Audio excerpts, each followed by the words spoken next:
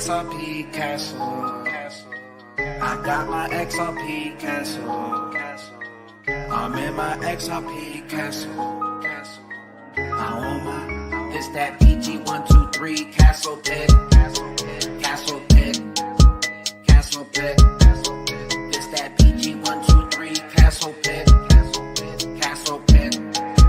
Castle pit. I'm in my castle now, living lavish now. Yeah, we held it down, now we hold the ground. No one knows us now, cause it's a ghost town. Rocket engines loud, rockets boosting now. Turbocharged sound, supersonic pow.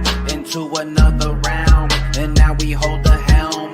Don't be overwhelmed, you never handled well, but now you living well. And now we running round like a touchdown, dancing all around, cause we run the town. If you ain't hear us then, I bet you hear us now. And when I'm gonna sell, when it's pumping, at 2K I'ma dump it. Buy it back when it's slumping, double up my nuggets. Copy me, you gonna love it. Not advice but trust it, no discussion.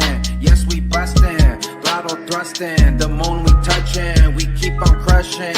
It was nothing, keep on pumping. XRP castle, I got my XRP castle. I'm in my XRP castle. I own my, it's that PG123 castle pit. About to build me a castle. Castle pit. About to build me a castle. For XRP without a hassle. It's that PG123 castle pit. About to build me a castle. Castle pit. About to build me a castle. For XRP without a hassle. When XRP blow, I'ma build me a castle. Bought some more XRP without a hassle. Taught myself out of my digital assets. Graduated, flipping the tassel. Ignore the haters, all they do is babble. Bullets beat on my desk like a gavel. The moon on the list of places we gon' travel. Sit back, watch how this bull run unravel. Ooh, investing money to make me more money in this asset class and it's new. I got my ledger with XRP on it. It stick to me just like it's glue. I'm bullish, I'm bullish, I'm bullish, I'm bullish. Don't really know about you. XRP vision, I see with precision. The masses can't see what I view. About to build a castle, can't forget the moat. Got my bags packed, I ain't missed the boat. No, say you understand, but you really don't. Say you gon' invest, but you really won't.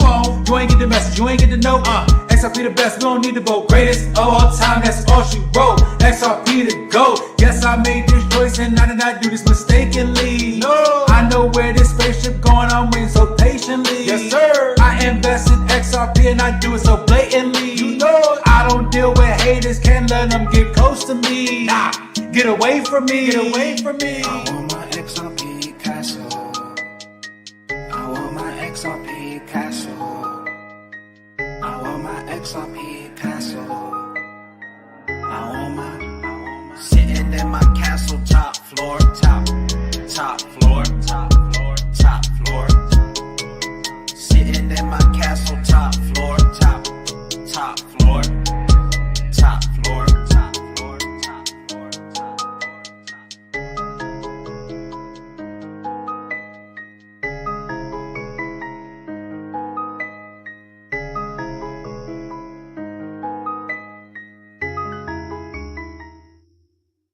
Fuck crypto.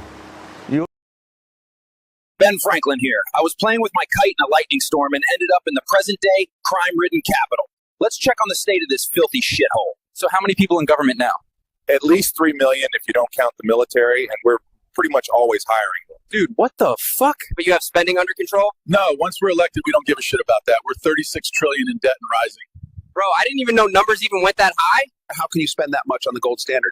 We got rid of that silly idea over 50 years ago. Science has proven that money isn't real and anyone can just print it. What's up with England now? How's the king? Well, they have a new king now named Mohammed. Oh, man, sucks to suck. What are you guys paying taxes nowadays? Shit, man, between income, property, and sales tax, it's like 30 to 40%. Yeah. You lost me at income tax. Why haven't you guys used the Second Amendment to start a new government? Yeah. Because they have nukes and a massive militarized police force. Okay, not what we planned. Wait, so let me get this straight. You guys vote now? Well, guys, the government is unrecognizable.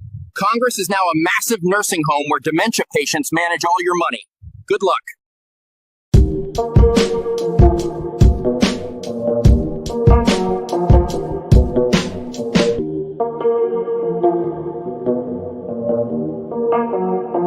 Got Coffee Time with Berserker and Uncle Buster. Doors open. Good to see you. You know where the coffee pot is. This is Berserker. Yo, this is Uncle Buster. Get a cup. Let's talk crypto. Yeah, dude. This coffee's bomb. Nothing comes between me and my XRP.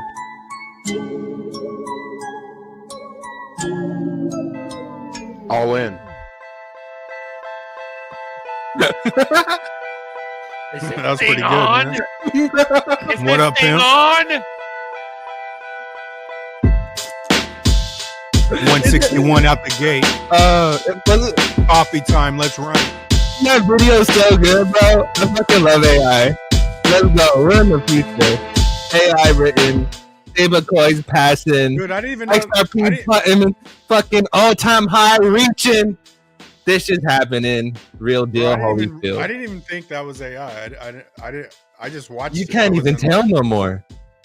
You can't even tell no more. I thought it was like just they put it together. I didn't know it was AI. Bro, if you watch long enough, your mind can't even differentiate what's the difference. It just feels like it's watching a normal ass show. He's like, man, you lost me at income tax. That was good. The whole fucking thing is fucking beautiful. Now imagine you're watching the news and it's the same thing. How do you know what you're watching is real? You don't, bro. Yeah, and that's meant to be because they want everybody to live in a fucking virtual world. It's fun. know. Yeah. Well, welcome aboard, gentlemen. Happy coffee time.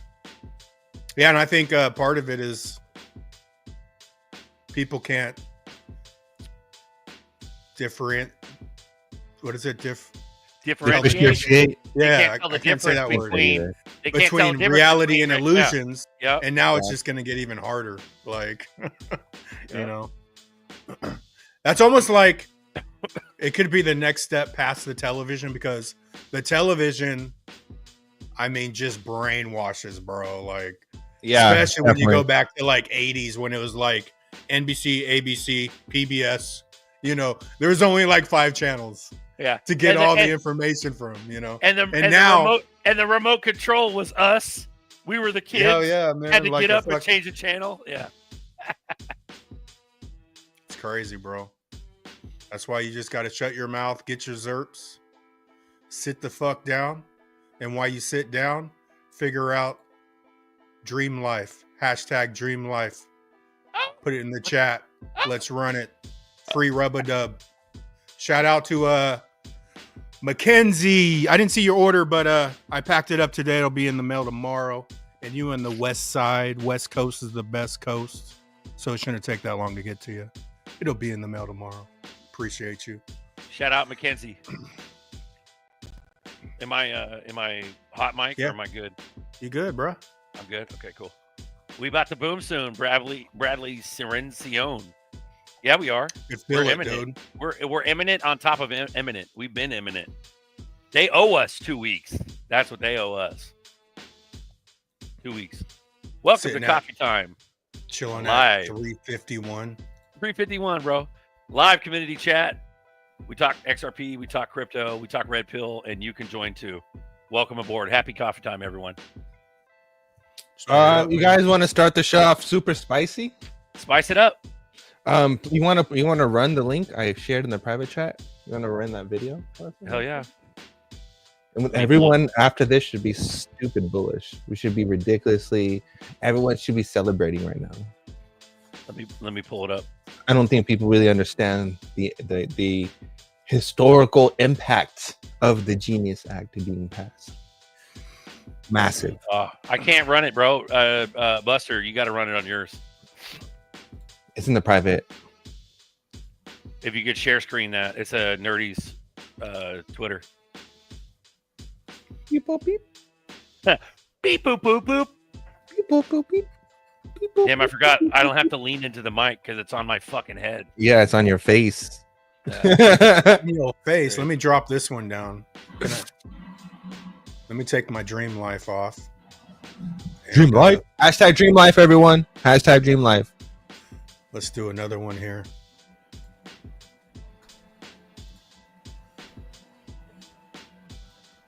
Up 113. Motherfucker, we're up nearly 500% on the year. You're not bullish enough, Led Zeppelin. Regs will be done in October, and Ripple will have banking license by then. Motherfucker. This goes beyond. This goes We'll beyond be mooning everything. in August. 4 minutes. Now, 43 seconds. August. Are you guys And ready? also, tomorrow's 721 both ways, forwards and backwards. Oh shit! So, Hell yeah! Full screen it. Full screen. that's Run it. infinity. Oh, full screen. Hold on. Who's Let's this guy run it. again? Who's this guy again? Sacks. All right. And every time a dollar token trades somewhere in the world on a crypto wallet, there has to be a physical dollar in a US bank account invested in a US treasury. And that creates demand for our debt, which is another positive thing. And there have been studies done that show that the results of this bill could be trillions of dollars of new demand for our debt, which is only a positive thing. He understands crypto. He's involved in it. Seems to have an understanding of the value of stablecoins for the US dollar. That seems to be a key motivator for this being bipartisan. You got twice as many Democrats as you thought you would get. Is that because people want to make sure the dollar supremacy gets locked in and stablecoins is a way to do that? Because you can't have a stablecoin unless it's backed by a dollar. Yeah, I mean, like I've talked about on this show before, it shouldn't be that hard to sell regulation to Democrats. I mean, what we're doing here is providing a regulatory framework for the industry. They didn't have one before, and that's why the number one stablecoin player in the world right now is an offshore entity. They will have to come onshore as part of this bill in the next 3 years. So what we're doing here is creating a regulatory framework. But the reason why it's substantially bipartisan is because the industry wants this regulation because they want the stability it gives them in terms of having that legal authorization. They want to make sure that if, 4 years, 8 years from now, 12 years from now, whatever, there's not some new Gary Gensler who comes in and turns the whole industry upside down because he doesn't like some aspect of what they're doing and he just starts prosecuting them, which is what the industry experienced over the past 4 years with Biden's war on crypto. So we, meaning the Trump administration, could fix the Gensler issues just with agency rulemaking, and we're certainly on that path to do that. But if you want long-term stability that goes beyond just this administration, you have to get legislation. You have to canonize it into law. And that's why the industry was so interested in getting these bills passed. So I think that's why you're seeing some bipartisanship here. Like Bo said, I do think that there's a substantial number of Democrats who understand that this technology is the future, and it's a positive thing for the US. What could be bad about allowing digital dollars, which extends the dollar's dominance online, so that it basically bolsters the dollar's status as the world's reserve currency? Over time, as we get challengers from BRICS, for example, this is going to make the US dollar stronger. And every time a dollar token trades somewhere in the world on a crypto wallet, there has to be a physical dollar in a US bank account invested in a US treasury. And that creates demand for our debt, which is another positive thing. And there have been studies done that show that the results of this bill could be trillions of dollars of new demand for our debt, which is only a positive thing. First of all, let me say the following. There's $27 trillion of outstanding U.S. Treasury markets today. Howard does not have the approval to list in the United States the U.S. Treasury market and clear it under a foreign jurisdiction or foreign regulation. It's never been done before at U.S. sovereign debt. We use that debt to run this country. So you're going to tell me that the United States Treasury and the Commodity Futures Trading Commission are going to supplant their oversight to the Bank of England in order for Howard to open up and get supposedly his efficiencies. And then some would say, well, let's talk about dollar-denominated swaps, which they cleared today. The U.S. Treasury does not issue dollar-denominated swaps. Dollar-denominated swaps are nothing more than a fixed versus floating rate. The U.S. Treasury issues sovereign debt. And this country, if in fact it's going to allow another jurisdiction, such as the Bank of England, to oversee its foreign sovereign debt, better have a pretty good reason why they're going to allow it to do that. We saw the examples, Sarah, Carl, of what happened when the Bank of England oversaw the London Metals Exchange with nickel. They broke over $12 billion of trades and tore them up. What happened to the other sides of those trades? What happened to those people that were short something against nickel? Did they pay for that too? Answer is no. What happens if that happened to the U.S. sovereign debt? What does that mean for the American taxpayer? What are the costs of borrowing if, in fact, that type of behavior were to happen over in London? So here, it's really important. The Bank of England's mission is to protect the UK, which is the mission it should have. The mission for our country is to protect our sovereign debt at all costs. Boom! We fucking told you so! Live right here on Coffee Time in the Boardroom, only from the Blue Crew. We've been explaining to you and breaking it down step by step, moment by moment, year by year, event by event, explaining everything to you. Yet now we have Congress in the same damn thing that we've been explaining. Bro, that was some saucy sauce, bro. Woo! Yeah. Yup. Told you so. Yeah. Hashtag Dream Life. For your chance to get some rub-a-dub, go get it. Right, guy? I don't know why multi-millionaires fuck up so badly. Yeah, like Portnoy. But you know, I guarantee you Portnoy re got in. He bought again at 340. But he lost. Probably. But he took the L. He took the L, yeah. But he probably didn't say that part, but I'm sure, or he's an idiot and he don't deserve to have any because, and first of all, whoever told him to sell it all at 250 ain't a friend.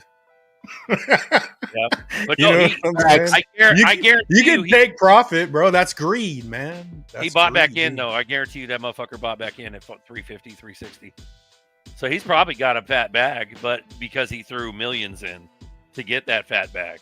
But it's not 800,000 like he had before. It's probably 100,000 or 200,000. But even if he buys in at $3, he's still buying it at it when it's cheap. That's the thing that people don't understand. It's still fucking cheap, bro. That's why when we go from, that's why I think the spec is going to be big, right? Because we're coming up on like the molasses part, right? The regulations, and then you still have the SEC in the background that's going to be wrapped up. Then you have ETFs, and the spec run is going to be way bigger than we expect.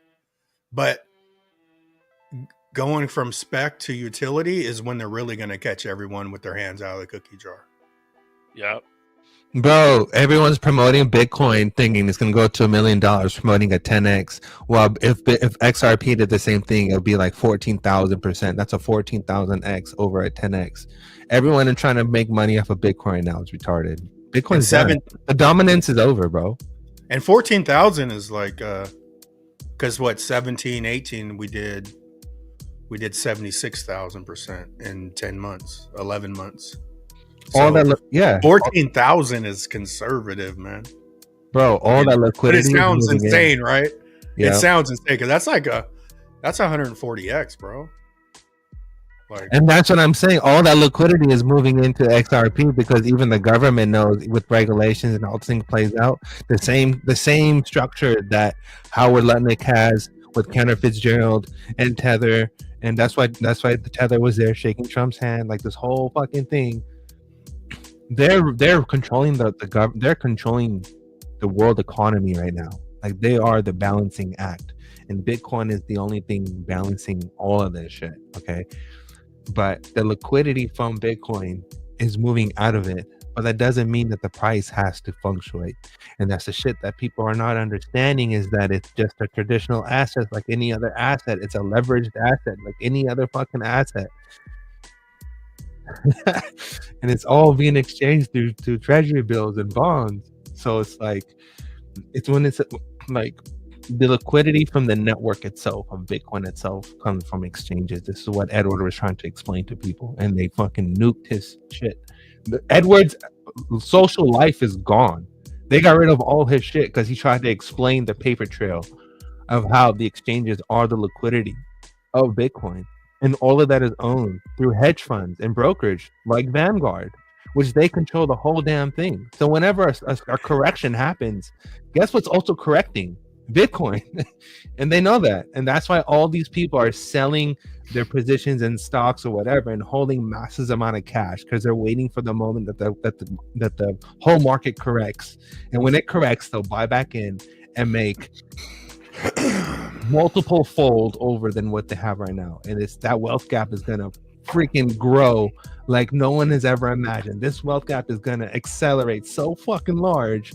People don't even comprehend how large it's about to fucking accelerate. And but yeah, it's crazy, man. Because I was talking to a receiver that I haven't talked to in a while, and she was like, one of the bread guys. I didn't think we're thinking about the same person, but one of the bread guys told her that he didn't have any, and I was like, well, I think that guy had some. Well, he did have some, but he got in at 11. Well, he bought some at like 17 cents, and then it went down to 11. This is years ago, but he had over 20,000 of them, and he did basically a one-time buy at 11 cents, and he held steady. Like I'd see him on the route, he's all, hell yeah, I still got it. Well, he don't got it now. Damn. The twos, man. I'm like, so people are like, what's enough, man? It's there. You could have fucking 2 million of them, but if you're gonna try to double up and sell them all, there's not. You can't. There's no number for what's enough. You got to have the longer mindset, man. That shit is. Bro, here's the thing that people don't understand, bro, is this: none of this depends on people, on a human. None of this depends on a single soul. Do you understand what I'm saying? Never in our lifetime have we had a market, right? We've had automated or whatever bots or whatever in the system. Yes, the bots exist, okay, but this is a whole nother level. These are agentic solutions, okay? So these are not just bots. These are smart agents that are buying, selling, trading, all by themselves, okay? That is crazy, bro. On a 24-hour scale, bro, all the time, and it never sleeps. So if you have to understand that once this shit happens and once all this stuff goes down, even with the government's monopoly on AI for the next decade, you have to understand how much money is about to be made, because none of this is dependent on anything else but data, and data is the new liquidity, which is fucking wild. So if you're not excited and not fucking smirking and doing your happy dance every morning, then you should be, because there's nothing stopping this right now. We got Glenn on deck. Good morning, sir. What's up, Glenn? Hey, good morning. How are you, gentlemen? What's up, pimp? Pretty good. Just crawling out of my skin because the inevitable is upon us. So we're almost there, Glenn. Hey, Obama's in the news now. Oh yeah, he definitely is in the news. So how you doing, Glenn? Anything new? Oh, I finally solved this problem between my bank and a poll. All right, told you I wasn't able to transact anymore. So and I figured it out while I was online with the bank, but what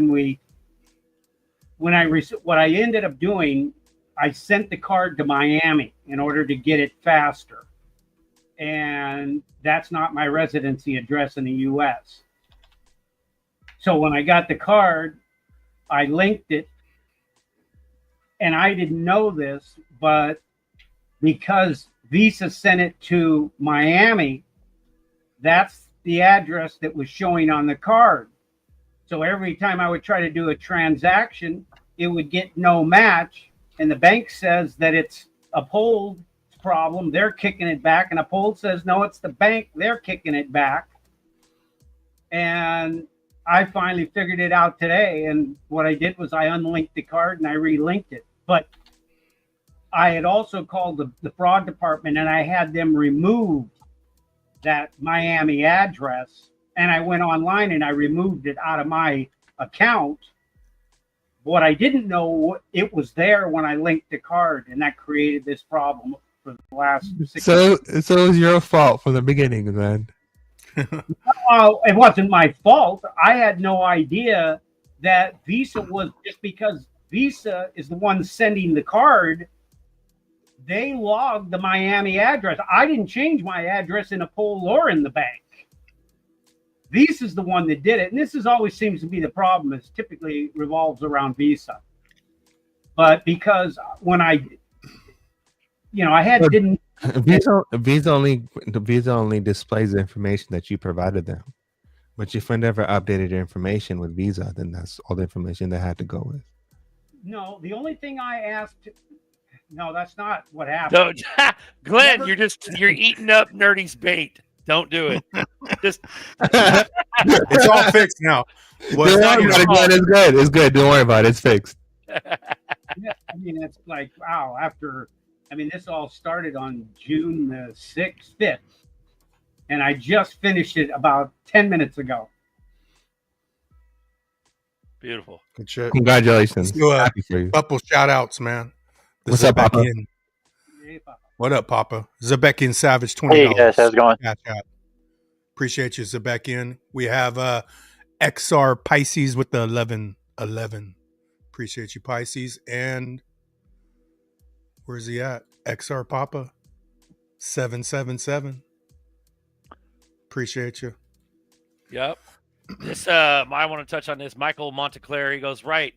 The biggest celebrity buying XRP doesn't rep a leader in XRP Army. That's right. No. Hey, well, there's let's list them on our fingers. So there's what Portnoy he was. These are just people that are outside the Army. Portnoy that are famous or at least semi-famous. Portnoy, what is his name? Eddie. What's the guy? Eddie Griffin. Eddie Griffin. Who's the other one?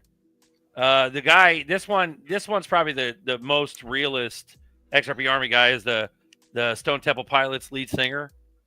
He's an Army guy and he's famous outside of the community. But he's not like famous.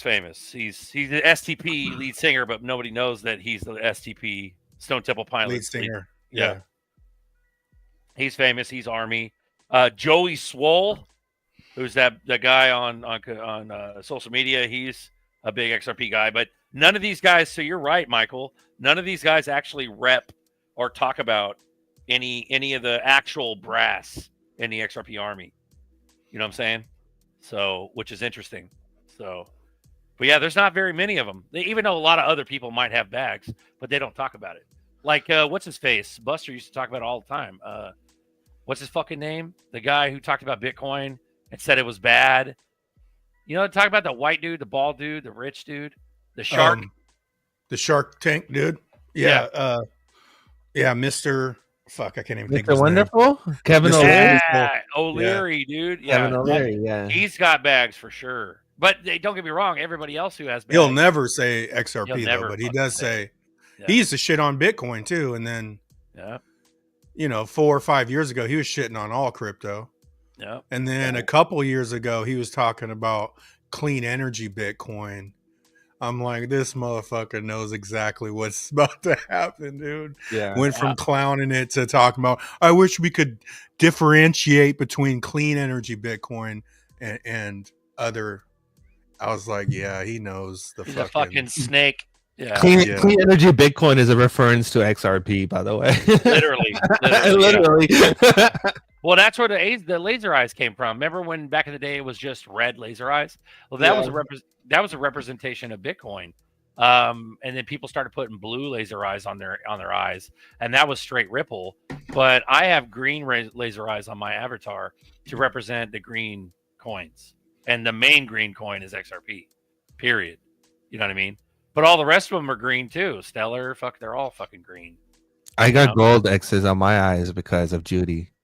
Because of Judy. We love you, Judy. Love you, Judy. Yeah, when people don't know, Judy. she's about to surprise everybody and take that spot for Federal Reserve. Let's go. And nobody realizes it, but Mr. Poole told us years and years ago. Judy. Yeah, Mr. Poole told us years ago, bro, that would happen. And Judy's a hottie. She's gonna save us. She's gonna save the country. Watch. I think Nerdy would crawl up in that Miss Judy. Oh hell yeah! I smash Judy. Ooh, would Judy and Christine Lagarde, bro. Oh fuck yeah, let's go. You got to save some for Jeffrey Dahmer. Jeffrey Dahmer's got the hots for what's her face? Lizard head from Lagarde. Are you serious? No. We can have Pelosi in that bitch. I don't even give a fuck. Let's go. Dahmer's got We the hots got some for, sick puppies here. Sick puppies. Dahmer's got the hots for Hester Pierce. So you Bro, got you know how much- to save Crypto Mom for Jeffrey Dahmer. You know how much wealth will be just within that group, bro? I'm down. Yeah. You know how much power that is? I'm in it. Let's go. I'm in it. I'm swimming. We're swimming, boys. Bro, the worst bags. The worst bags. This is like atrocious, like treason, but it's global, so you can't really call it American treason because the laws outside of the United States are so fucked up. But like the worst bags are the ones that are at the top of these large banks and institutions. Like Lagarde, Lagarde's bags are in the fucking massive. Yeah, massive, bro. Millions. Hundreds of millions. Hundreds of millions, bro. You know that she, bro, at least $1 billion. I know a lot of these people with the 100 billion max supply. I know a lot of these people probably own 1% of the whole thing. Like each of them probably own a percentage of the whole supply, bro. Yeah, I don't doubt it. I really don't doubt it. Yep. Hashtag dream life for some rub-a-dub. We're about to run that. I got one more cash app Oh shit. that I'm about to drop. Shout out to Koji, $15 cash app. I don't know your name on YouTube, brother. So Koji. Hell yeah. But Koji it is. That's a cool name anyway. Well, and you got some rub, brother. So appreciate the support on that. And then whoever wins this rub coming up on hashtag Dream Life, you got to be willing to give up your address so I can send it to you.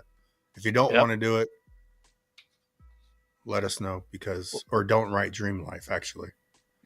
Because that sort of messes it up. We got plumbing here. He goes 2,000 XRP is not shit. Think about that. It's not even if it hits 1,000, you have to keep going. That's why I always thought forever. That's why they're going to be, the mindset.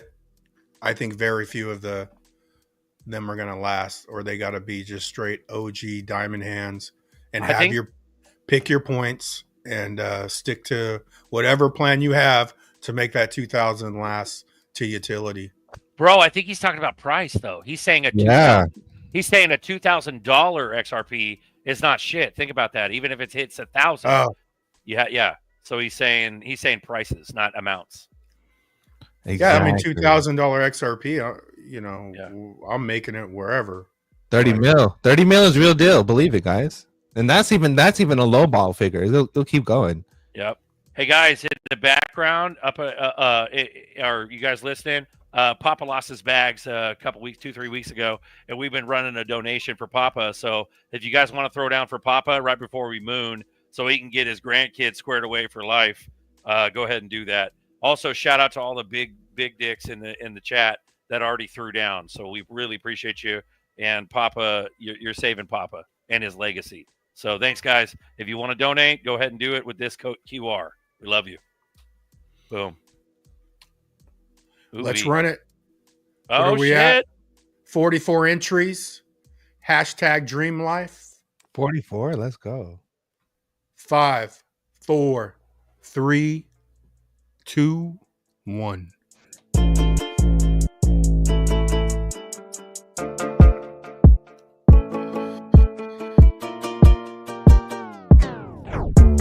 Hey, Bubba T.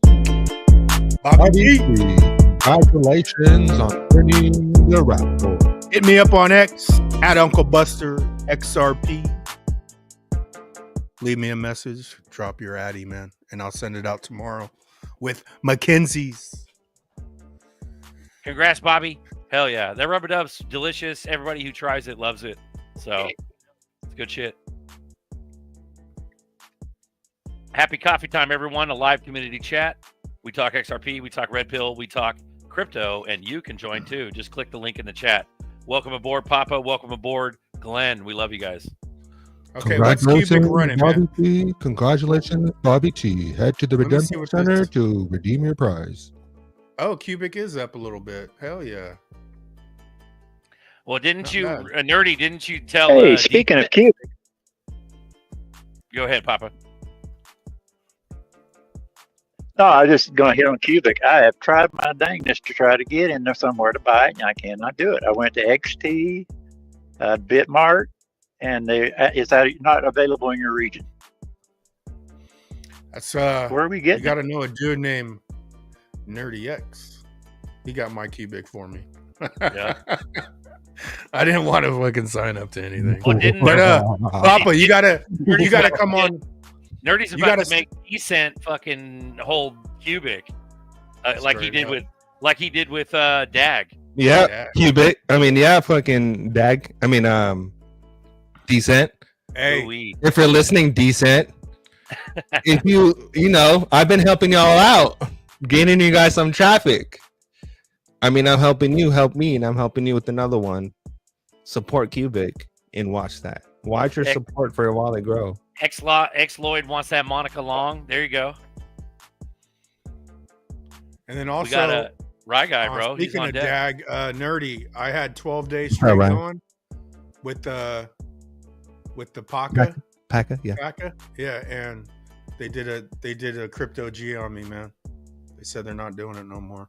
I was like, motherfucker. I had 2 alarms set every day, so I don't forget. And then they did me dirty like day before yesterday. I'm on a 91-day streak, and it's about to end, and I'm so sad. Yeah. They hating on me, man. I was trying to make it to 100 Trying days. to hold Buster back, man. They're trying to hold me back. But for the fact that they're cutting people off now means it's about to end. Plumbing's gonna take Monica. Fuck you. Who was the other one? X Lloyd. Fuck you. Plumbing's got Monica. There you go. What's up, Rye Guy? You just gonna join and not talk? What's up, pimp? Rye Guy. What up, pimp? Hey. He don't want to talk. Come in, Rye Guy. Rye Guy, come in. Hella funny. Yep. Yeah, that's the thing. These crypto fucking these crypto owls and shit. Lagarde, Monica Long, Hester Pierce, they're all earmarked by all the boys. It's hilarious. I know, but even with Lagarde, bro, like Larson was chilling with her before anybody. You know what I'm saying? Oh, like, you're getting a sloppy seconds from Larson. You know? So Larson's OG, man. He's a G. So yeah, I sort of figured like, you know, I'd share. Once they hire Garlinghouse, yeah. I mean, Larson's just he could go wherever the fuck he wants, and no one's even paying attention. Jeffrey Dahmer's willing to share Crypto Mom. There you go. Congrats to Bobby T. Right here. Bobby T. Bobby. Winner. Bobby. Boys. Oh, Bobby T's out drinking. What did I win? You want some rubber dub, bro. Some seasoning. So hit me up on X. Drop your address in the chat and I'll send it out tomorrow. What's up, Rye Guy? Rye Guy's on deck finally. What's up? Yeah, figured her out. Nice. I was putting my mic setting in my audio and my audio in my mic, so going backwards. No, it goes sometimes. Yes, sir. Good to see you, fellas. What's up, brother? Good morning. What's up, bro? What are you doing? Are you fucking golfing barefoot? What are you doing with a cigar? What are you doing? I haven't golfed in a while. I got some clubs made up, so they're in the mail right now. I should be getting them next week, and then I'm back at it. Nice. So but just laying low. Did some camping last weekend. Went out on a lake. Yeah, it's hot as shit. Let's go, bro. Boats and hoes. We got fire bans, so no pit fire or anything like that. So we had to bring like a propane. Bands, though. We about to have some real bands. Bands to make our bands. Next yeah. People in the U.S. hate Canada for that. Like, why you sending your wildfire smoke down here, you stupid idiots? Yeah. Bobby T, Uncle Buster's gonna give me a massage. No, I'm gonna send our secret weapon. His name's Dual Citizen. I'm gonna send Dual for a massage. Better watch out. He's gonna walk on you. He's gonna walk on you. He'll do more than walk on you. Yo, RPM. What up, him? That's our UK boots on the ground right there, bro. They know. Knives Hello, out. governor. Knives out. Hello. Hello, Poppet. It's good to meet you, Glenn and Papa. I haven't spoke to you fellas yet, and I'm sorry to hear about your loss on your bag there, Papa. It's anytime that happens, it's rough, man. I definitely feel you on that. The only thing I can say to that is because I've lost a big bag before, and it was my fault. The only difference is you kind of don't know where your bag is. I know exactly who has my bag, and that asshole's up 500% right now. And that kind of keeps me like chill and calm because I know how much it bothers me. So just having that in the bag, working on making sure you're just living life every day and seeing your friends and family, and it's money, but life goes on. There's better stuff in life for sure. So Breaking news on Calgary News: a suspect named Rye Guy hunts down his scammer. Yeah. Fuck. Let me know if you need some help. Yeah, exchanges don't do shit though. Exchanges don't do shit. So nope. They yeah, just a bad person, that's all. If it was a good person, it would have it back, but they basically told Binance to go pound sand. So, but that sucks, bro. Man, yeah, it does suck. I feel for you, bro. It's just fucking garbage. Michael David, he goes, what's your thoughts on that Pi coin? My friend has it and thinks he's going to be a millionaire. That's like a mini PSYOP. It's like a side game that's going on. A lot of people are doing that. It's almost like one of those shitty Chinese like bingo apps or like slot machine apps. That's what Pi coin is. So whether or not it does something or not, sure, it maybe, but these guys are so zealous that they're almost like XRP Army, where they're hella stoked about Pi. Because I've met other people that are hella stoked about Pi, and I'm like, whether or not it's a scam or not, it doesn't matter. It pales in comparison to actual utility. XRP, XLM, like that's a way better, way to go is utility coins. If you fuck with Pi and only Pi, then you're shortchanging yourself, in my opinion. So that's what I think. Right. On the cool thing is if you saved all that data, because we're moving into a world where we're gonna have like tax reforms and everything that traces address back to people that identifies them. Yeah. I'm pretty sure down the line you can probably bring that up in court, and that person would be identified because he would have to KYC at some point, and his identity would be tied to his address. Yeah, all the transactions are logged, right? So I have emails of like where I sent it. And the thing that I did the right address, I got the memo 2 digits backwards. And the memo is like your address to your front door. So that guy was like, "Ooh, yeah, I'll take some free XRP for sure." Bobby T said rerun it. We could rerun it and nobody even has to retype. So we're gonna run this again. Bobby By the way, out. RN, that was a trial run. You did not win anything. Mojo is the Congrats. winner. RN, you can hit me up too, man. Since you you're gonna give some to RN? Fuck yeah. Yeah. Nice. That'll But work. Mojo, hit me up on X. Leave a message. Send me your address. It goes out tomorrow. Appreciate you, Bobby T. When you come back, hit me up, bruh. You get some rub. You get some rub. Everyone you gets get some rub. rub. We all get some rub. You get a rub. Yeah. Rub for everybody. Zebekian Savage says he'll take the Bobby's rub, but you got to win it fair and square, Zebekian Savage. So, ooh-wee. Bishop's talking good about XDC. Dot Damn, 09. 10 cents. A 9 in XDC is wild. What the fuck is going on? I never thought I'd come to see this day. Yeah. That's crazy. Yeah, that's another one of those XDC actually went to 18 cents. Just saying. Bro, that's well, crazy. the thing is, XDC isn't American. So if you really wanted to like Yeah. dive into a guaranteed coin, it'd have to be an American coin, which is fucking bonkers because ADA has been written in because it's technically American. But Zinfin is what, Singapore, which is a good Singaporean. Yeah. Like Singapore is no joke, bro. Well, the CEO and it's going to be a is crypto hub. I made some good money off of the network, but the like CEO I'm is all like American.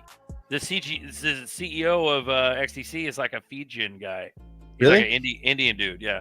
Oh shit. So, but remember the Tower of Babel that they had at their that conference?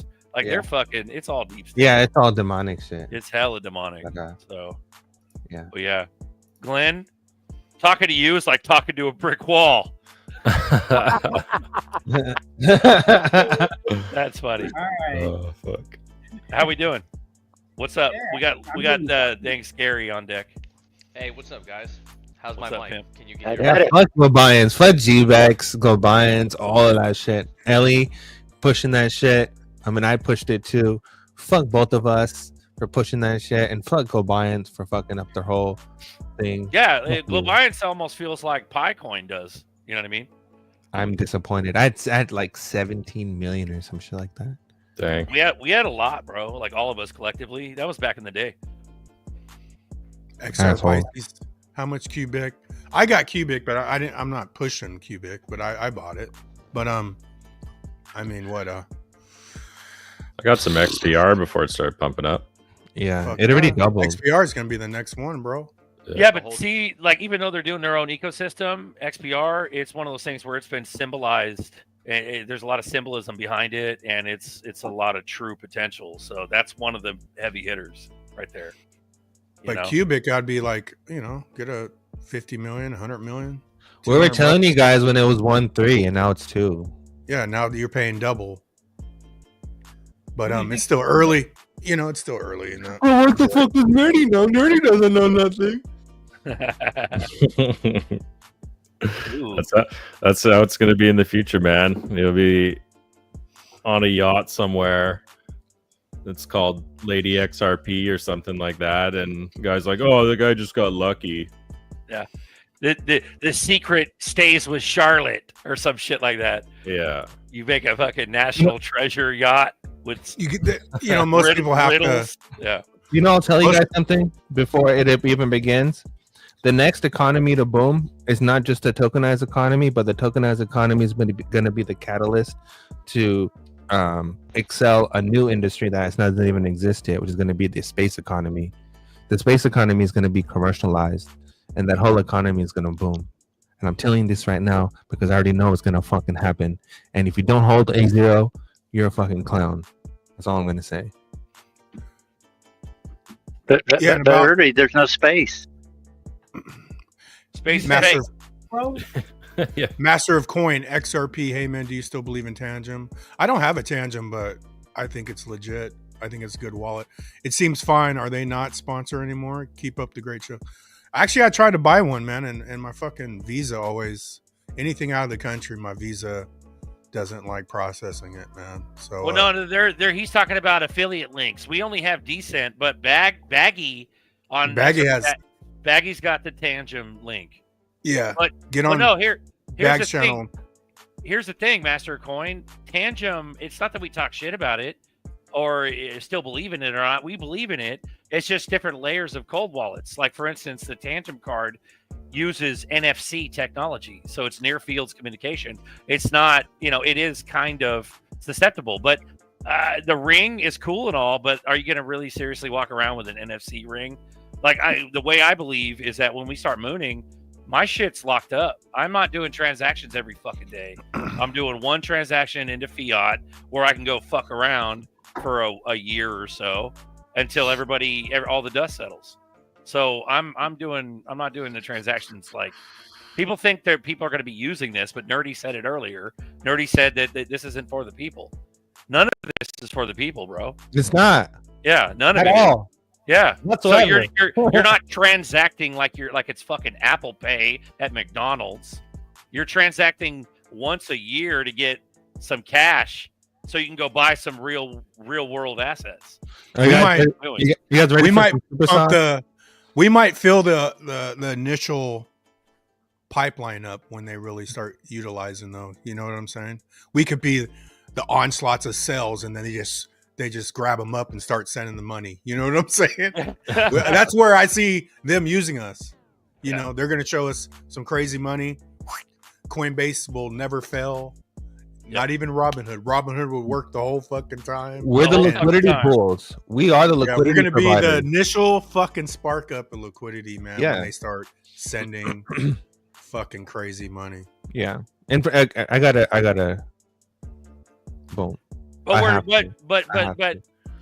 the thought process, Mastercoin, is that Tangent isn't bad. It's just how you plan on using it in your world. I'm not going to carry around my fucking NFC cold wallet on my finger. You see what I'm saying? So that's. I mean, I would prefer, like, at some point having, like, let's just assume it's 100% safe, but like institutional, like I'd rather go deposit my shit and not have to worry about it as much as keeping a card here or a stick there or remembering where you put this and all that shit. Like, obviously I do, but the average person doesn't. But right, guy, here it is. You want to do that, but I think in the beginning, it's not going to be. We have to wait for all the banks to actually get legitimized, where they actually custody crypto. The banks, like our normal banks that we use now. Yeah, it's going to take a little bit for that. I believe this is just my opinion, but it's going to take a little bit for these credit unions and these regular banks to start handling our shit in a safe way before we can deal with them. But I don't know. I agree with you. That being said, I'm not going to just stroll down there on day one and be like, here's everything. Like, yeah, right. Yeah, fuck you. Yeah. Like, you can have like 5 or 10% of my bag and we'll see what happens. Bro, have you heard the war stories of people, like, even now they go into the bank, and I think Zabecki and Savage was talking about that, or one of the dudes was like, they went and tried to like withdraw like 50 grand, and they asked him why the fuck he was doing it. It's none of your fucking business. Yeah. This is America. That's my money. Give me my fucking money right now. You know what I'm saying? Yeah. Exactly. So, yeah. They did that to me, man. It's not your money if it's in the bank. What? It's not your money if it's in the bank. Yeah, but that's kind of an idealistic view. It is actually your fucking money. It isn't. Because that's why when you put it in, they call it a deposit, not a deposit. If you get technical, it's not you gave them your money when you deposit it into the bank. It's that word, the word salad, the word speech. You got it. Yeah. You got it. That was not supposed to know about. Yeah. Oz, dude. XPR is Proton Network. It's migrating to the Metallicus blockchain. It's a silent giant, bro. Check out That's sick, nerdy. Bro. Check out What are you doing, nerdy? What is the it? Metal Pay app. I'm showing people where all this shit. What is it for? Where the fuck we're going? This is Metal Pay is script to that movie that Matt Damon was in, I think. It is. This is the reason why it was. Because it's all written here. People think it's fake, but it's not, bro. It's XPR, right there. where can you get XPR, Buster? BitTrue. Yeah, we don't have BitTrue. We don't have access to BitTrue in America. Right. You get the WebAuth wallet, and I think you could convert other crypto inside the wallet, or Metal Pay app. Metal Pay is like a cash app, but it has the debit card side and the crypto side, and you can send in USDC to the Metal Pay app and switch it out for XPR. And then you could get the WebAuth, WEBAUTH WebAuth app, and you could stake XPR inside WebAuth. And if you want to look into XPR, add Mr. Connector on YouTube, because he's the XPR Metallica specialist. Yep. Hit subscribe too. Hit like and subscribe, Mr. Connector. And I don't think there's. But I converted some ZBEC at the top into XPR at 2-to-1, and now XPR is 2-to-1, almost 2-to-1 over ZBEC, and it hasn't popped yet. But XPR is about to go into the pennies, into the penny range. Get ready. Nerdy, what the fuck was and that? then when that happens, SHX and Velo and XCN, all those, like, I think they're behind XPR, because XPR has been fucking bottom for a couple years. It hasn't ran. So to me, XPR is definitely overdue to run. But then once XPR runs, SHX is going to fucking start waking up. Velo. And even XCN ran after those. So I'd say SHX and Velo. Don't forget about those either. Is what's due? Right. Velo, is that a derivative? What's the main chain, or is that its own chain? Velo. It's on his main chain is Binance chain. His derivative chain is Stellar. So SHX and Velo are both Stellar ecosystem. Okay. Yeah. What the fuck was And that? I forgot the YouTuber that does. Man, I've watched. I can't remember which. It was a white dude, but dude, Velo, SHX, even Zbeck, and XCN, they're fucking running through all kinds of shit. Like, so I still believe in Casper. I still hold a bad Casper too. Casper to the then you have moon. Back to Oz, dude.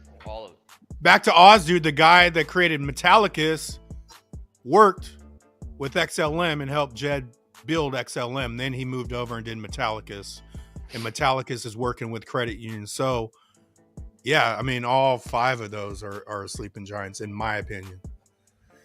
What kind of bullshit psyop paperwork you just? That was like a psyop fucking bean dip you just showed us. That NASA paperwork. Futures of deep space exploration, commercialization, and colonization. The frontiers of the responsibly imaginable. What the fuck? Exactly. Bro. You want to? Okay, read What's the date? What's the date on this, dude? Is this recent? 21. 21, dude. Okay, we were deep in the psyop at that point. Yeah. Hit me up on XRN. I got you. The You're main talking part. about eating lunch on the plateaus of Mars and shit. No, right here. This is the main part right here. And deep space tourism. Hell no. You know hell to the no. Dude, to if the you no. hell to the nah. Oh hell no! If you attach your top lip to your bottom lip, then you will shut the fuck up. There is no way you're gonna send me on an egg in the middle of nowhere. Yeah. And be like, here, see how last you can last with a bunch of radiation and the suction in the vacuum of space. Good luck. Trust us, nerdy. Trust us. Trust Yeah. us. Bro, you know how many tens of thousands of motherfuckers are gonna die in the first iterations? It won't of matter. this mission? They're Yeah. gonna be floating in there. No They're one's gonna hit gonna the do they're gonna hit the man. firmament and blow up like the Challenger. What the fuck is happening right now? Yeah. Oh shit. NASA has never lied. Now, guys, NASA has never they lied. literally are making shit up. This is like the biggest storybook of all. This is I know. crazy. Yeah. Isn't it wild? It's wild, dude. And that's what I'm saying. And that's why like they're really trying to aim for that and build for that. That's You know like who's the whole gonna aim point. and build for that? Bishop. What's up, Bishop? What's What's going on, brothers? What's going on? Hey, Bishop. What's going on? What's going on? Bishop, are you aware of the space economy? The space economy? Yeah. Nah, I can't say Just I'm aware of the listen to space Bishop economy. repeat that back to you with fucking full no sarcasm at all. The space economy. Hey, No listen, deal. because you never know, man. This world is wild. It's got some wild stuff happening. Hey, We'll Nerdy, find was out there that it's anything all about real. space strippers in there? No, there is something There's about probably how. a clause. There's probably a Well, what's stripper that? clause in the Speak about that. What's that? This is what I was talking about last week. You know, I have my seed phrases in this thing here. This is from Ellie Powell. Go Got a sideways. little Bishop, lock. go sideways. Let me Go max it. sideways. All right, Yeah, hold on. And Hold on. open it up. Titanium. Open it up for us. We want to see No, what it looks like inside. I'm not gonna. No, that's not gonna happen. That's not gonna happen. You got a combo lock on that. Look at that. Yeah, I got a lock on it, and then this is the way to go, man. And this is in my safe. My safe is next to my gun safe. So I got both of those in there together. But I mean, this and my seed phrases do not touch my internet at all. They will never touch my internet. Okay. So, I mean, these where they're sitting. These my seed phrases are sitting here on these locks. Well, what kind of product review? We can't see what it looks like on the inside. I mean, that's not. But a you good see, product. I can show you a little bit of that. But Yeah, show us that one. What is that you one? can't. You can't could really. You can't really read the words. You can't read that shit. You could Yeah, I do can like read it. But no, you could do a get these- couple on each one, right? Hey, yeah, exactly. Yeah. You do a couple on each 'Cause one. I got that. Yeah. Okay. Good. See, and this is what you need to do. Keep them off your daggone computer. Do not do that. Keep them off those sheets of paper. These things are flame proof. You know, they can stand a some heat before they start melting. They're sitting inside my safe, which is also fireproof. I also sit next to my gun safe in case I need to get to that first. But everything is here. Those are from EliPal? Yeah, these are from EliPal. This is the older one. This is the newer one. But you can hold at least 2 C phrases in here, depending on if you got the 12 to 24. It's 24 spots in here. But the little locks, don't be cheap. Pisces wants to know how much those are from EliPal. Head over to EliPal. Well, hold on. Let's pull it up. Yeah, you can pull it up. It was like 50 Hey, bucks. Bishop, we appreciate you putting all that shit real close together for us, so we ain't got far to run. Gun saves and your other saves.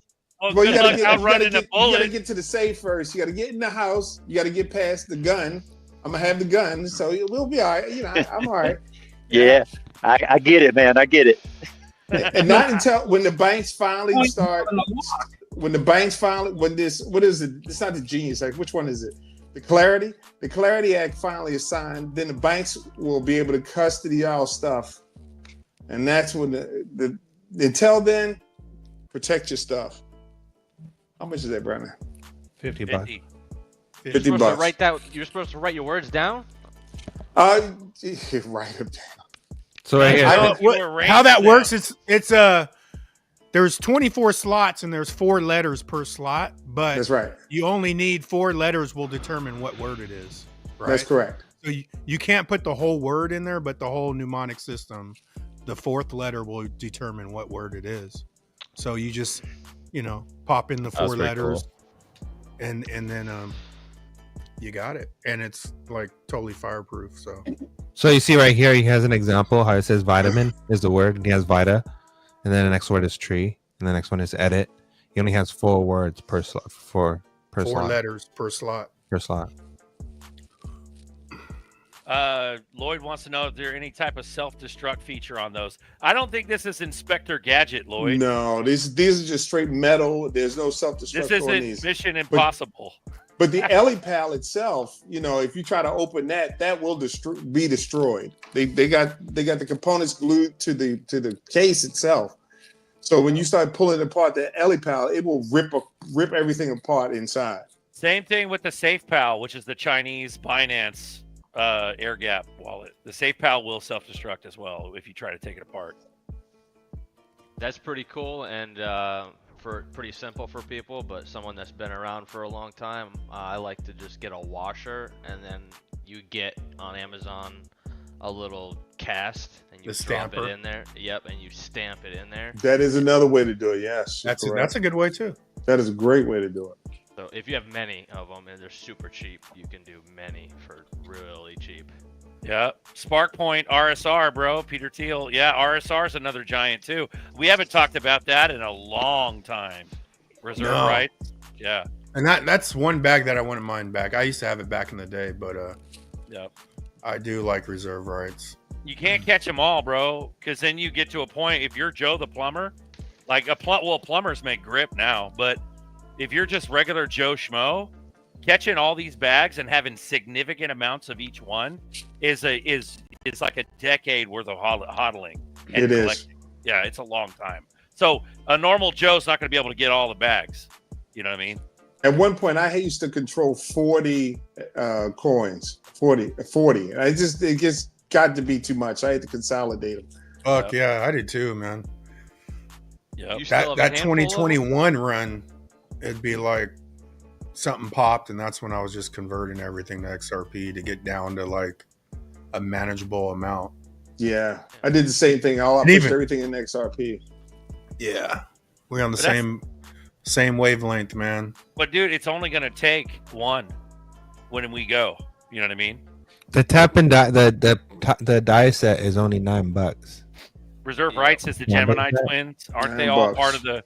Isn't that Peter Thiel, PayPal Mafia, Gemini twin, or the Winklevoss twins? I didn't know the Winklevosses were all up in RSR, but it makes sense.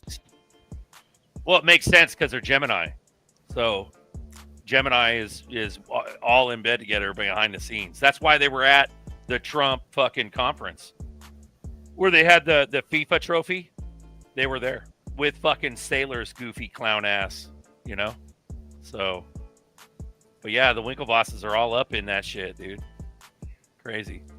Yeah, I'll be glad when this Clarity Act does pass and these we get some insurance against some of this stuff we can custody with some, hopefully Ripple becomes a bank and we can custody with Ripple directly. Because at this point, we're just like those old miners. We stashing our stuff under our pillowcases and in the mattresses for the most part. So Plumbing goes, no one wants to be a plumber. Stay away from the trade. We're the poorest trade in the world. When it comes to insurance, as soon as we get insurance for crypto, it's been officially institutionalized. Yeah, I agree with you. There's That's no when going everyone back. will come in.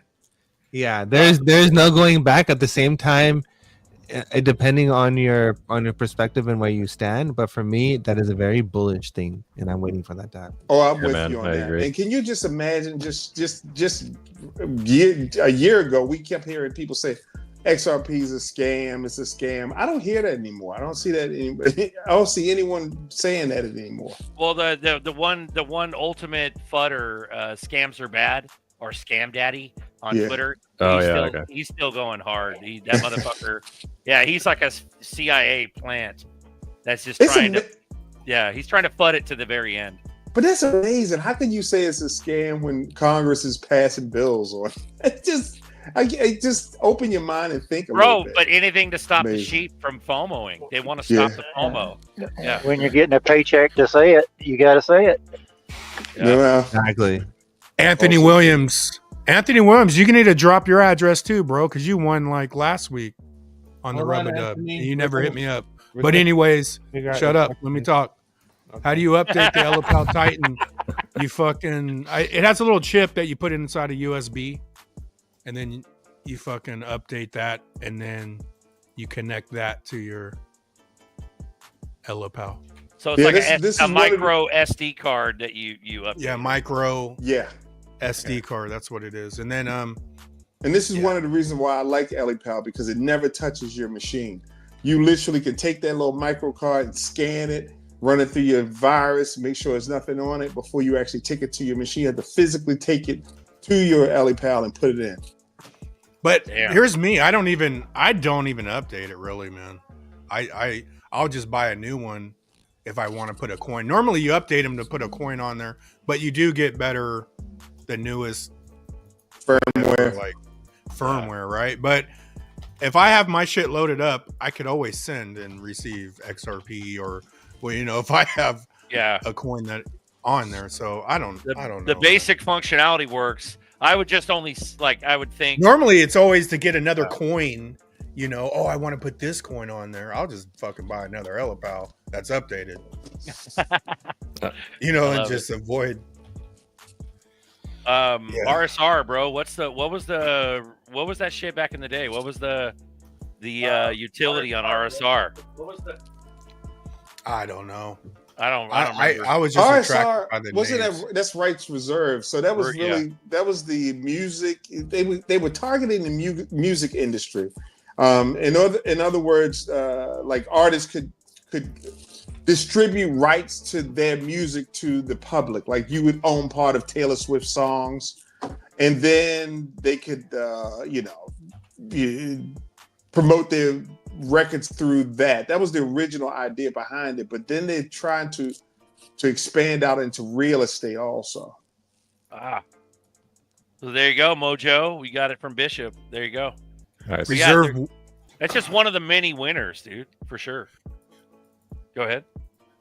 Businesses can use reserve rights native RSR to accept payment, as well as to pay international suppliers, while avoiding risk of under collateralization presented by inflation-prone local currencies. In the future, reserve rights intends to back RSV by an increasingly diverse basket of assets, including USD coin, True USD, and Paxos Standard, thus moving away from its USD dollar peg to create an alternative reserve asset where RSV tokens represent fractional ownership of the overall collateral pool. Right. So you own fractions fractional ownership of like I said, originally it was music, but they've expanded it more now. Sandra's fucking bullish. Let's go, Sandra Turnbow.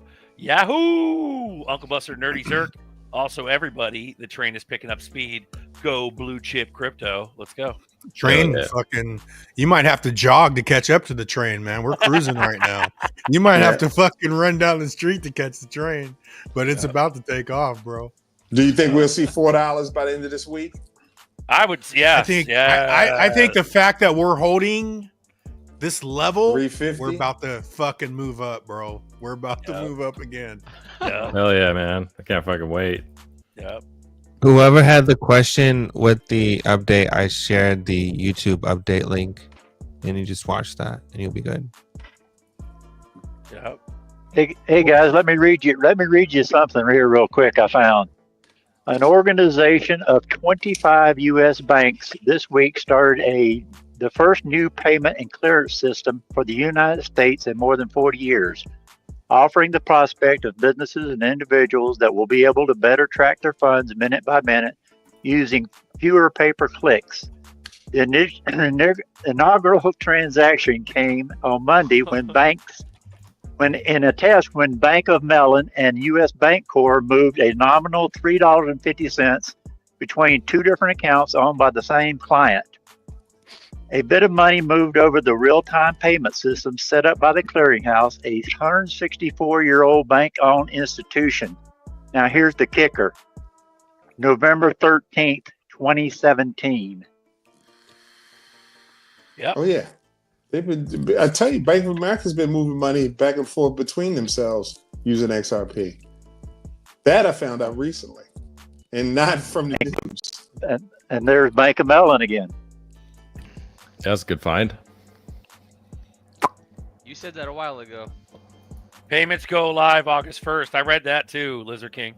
And what the fuck date is it? July 20th? Bro, we're 10 days away from that shit, bro. August 1st. Wow. Yeah. So has anybody quietly looked into Jake Claver's company? What? Has anyone looked into Jake Claver? Yeah, we were talking about him like a couple weeks back. Yeah. He's kind of late to the party. He's just trying to get clients to, get on board with him so he can grab a fee for setting up an LLC for him. That's right. All right, plumbing. I got a good answer for you. So it says, go to settings, and it goes to your about on your Titan. If it shows Titan 2.0 or lower version than 4.62, then proceed. Use FAT32 format on an 8 gigabyte 32 gigabyte micro SD. Ensure that it's empty for the firmware update. Get the zip file from the official site. So say LEPAL Titan underscore Titan plus underscore version, in your version. And then power in. So insert the card into the adapter while it's not powered. Plug in the adapter into the wall. And if the adapter LED is blue, you're good to go. If it's green, then reset the card and try another adapter. Just run off Titan, place it on the powered adapter, go to settings, update, and you'll find it says start update, and select start update, and then wait 2 minutes, and the device will reboot itself, and then you're good. And let me also add, please clean out your history before you do it, because I'm paranoid about it. You can replace, like I said, you can replace the websites easily. All you gotta do is replace HTML code. So clean your histories out. There. Bullish. More monkey business. I can see $4 tonight. Amen, bro. It went up $1 in like a day or two, like overnight. I'm still expecting $7 by the end of the year, and by all accounts, they said that number is conservative, $7. I think $7 is easily by the end of the year. Bro, I think we're in the hundreds by the end of the year, if not the $1,000 mark that a lot of people are talking about. Because I believe in bears. Sorry, go ahead. Go ahead, Glenn. That's the mark. That's the mark. I was $1,000. All right. Wouldn't that be nice? Because we're not all the way past yet. All this shit, like the Clarity Act didn't pass. The only thing that passed was Genius. No, they all passed. Everything. Oh, did they all pass? Yes, everything is passed. It's just did that Trump they all sign it, or did no, Trump exactly. just sign Only Genius? one thing has been signed. Only the Genius has been signed. The Clarity is supposed to be signed, and I think Trump said he's going to do it in October. So, and then we still had the third one to be signed. So all have been passed. They're just waiting to be signed. Genius is the only one that's been signed. That makes no sense. Is that the Clarity Act and the anti-CBDC bill are now going to the Senate to be part? Nope, it's already been passed. All three. Look it up. Look it up. They all don't believe me. Look it up yourself. Well, Incog saying pass the House. So yeah, maybe you're wrong, Bishop. Man, I'm not. Look Bro, it up. I thought the BBB was everything, but then I was fucking wrong. And then the following week it was Crypto Week, and so I thought the BBB was the ultimate. You know? Hey, Nerdy, do a quick look real quick. Nerdy. Real quick. Well, hold on. I definitely remember watching them vote on it, but I can't remember if that was the Senate or the House vote. Are we all psyoped? Everybody's too confused. Everybody's waiting on Obama to get fucking jailed. You know what's? I'm seeing a lot of RSR comments, but you know what's funny is the 100 billion too. RSR, 100 billion. SHX 100 billion. XPR 100 billion. ZBEC 100 billion. Is that the CKJ, the $100 billion challenge, or the 100 billion coin challenge? Yeah. Sorry, go ahead. Are we talking about the Genius Act? All three bills. What do you have? What's The Genius Act became law of July 18th, 2025. Right. But now we need the Stablecoin Act and the Clarity Act. We got to figure out where that's at. And you need the anti-CBDC bills. They're now going to the Senate. But is that anti-CBDC bill? Is that the one that was in the middle of the Crypto Week? Because Crypto Week had three of them. Had Genius, Right. Clarity, and anti-CBDC. Okay. Trump signed on Friday. He signed a Genius Act. Yeah. Exactly. And that was the just Genius. The Clarity Act and the anti-CBDC Act actually moved. I think it moved to the Senate. And then to deal with it, it'll come back in September after the recess, and that's when, if that passes, it goes to Trump to sign. Yeah, so the Clarity Act, the House is going to vote on it, or they voted on it on July 17th, and now they're waiting on the Senate vote, and then the anti-CBDC, same thing, and they're waiting on the Senate vote. No, there you go. Nice. Yeah. Fuck it. You mean, Bishop, you're a solid dude, and it's not that. It's just weird how the reporting of all this is so muddy. Because I literally thought the BBB had everything in it, but apparently not. No. I rest my case. But that's the whole point. We getting our information straight. That's what we do live, right? Well, yeah, for real. And Glenn, you get the fucking credit. Congratulations. Gold star for you, sir. You get a gold star. Glenn was star. right. I like it. For the record, write it down. Glenn was right. Beautiful. Thanks for the sauce, Nerdy. And also, Bishop, thank you for questioning it. Perfect. Hey, that's what we do, right? We try to get all our stuff ducks in a row. That's what the show's for. But even the chat, though, some of the people in the chat are like, Glenn is right. And then other people are like, no, it's fucking passed already. See, Sandra, all three passed. It's not just us on screen. Then we got Bradley, Glenn is right. You know what I'm saying? Hey, ladies, you see what we did there? It's called accountability. You see how easy that just happened? Someone was wrong, we corrected it, and we're all friends again.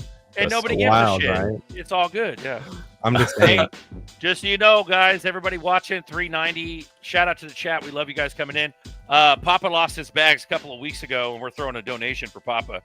So if you guys want to throw down on this address, this is an XRP address for Papa. to try to get him whole again. And appreciate everybody who's already donated. This is an address that goes straight to Papa. So we love you and we appreciate everything. So thank you guys. Boom. There you go. Thank you. Yep.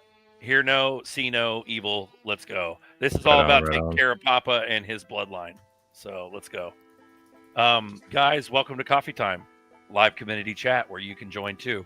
I would appreciate it if you lurkers out there, all you lovers out there, would join the chat with a little simple click of the link. How about that? I'll make room for someone. I got a hair appointment. I gotta get this mop chop. So Your hair looks fine. Your hair looks fine, right, guy? Oh, you got a nail appointment too, huh? While you're at it? Yeah, they're gonna do my toes today. Are you getting ready for Duel to go massage you? Hey, honestly, no, fuck that. Fuck that. I'm with Rye. Fuck that guy. I get my nails done and my eyebrows done. It's fire. Yeah, to be honest with you, I'll probably get my fucking manicure, pedicure. Take care of your fucking self, motherfuckers. Steady, yeah. My girl's a nail tech, so she takes care of that. There you go. Yeah, pamper yourselves. It's fucking nice. There you go. All right, bros. So let's All right, bro. meet everybody. Peace. I'll be listening for a little bit, but See you, right, guys. so yeah. We'll Right, chat later, later. Have a good All one. right, boys. See ya. Hell yeah. I'm also going to bounce too. This is one of those Sundays. I got family stuff to do. So you guys have fun, and thanks for having me on. And we will see each other on the moon. Yeah. Always a pleasure, Bishop. Always All a right. pleasure, sir. Yes, sir. Peace. Peace. Hell yeah. I think I'm gonna call it too, guys. I got a lot of Push things I it, want to show. do. Hey, Trying to Nerdy, do on my Nerdy, Sunday. we love you, bro. We love you. Hell yeah. I'll see you guys. Good seeing you, Nerdy. I'll see you guys in September. Peace out. Beautiful. Alrighty. We'll wake you Love you. up when September comes. Nice. Chevy for shit show. Let's go. I love it. I asked for more people to join, and everybody fucking drops off. Happy coffee time, everyone. Live community chat. You can join too. We talk crypto. We talk red pill. We talk XRP. And let's go. So, Well, earlier you were talking about hot women. was I? Oh, no. I was talking about they're not necessarily hot.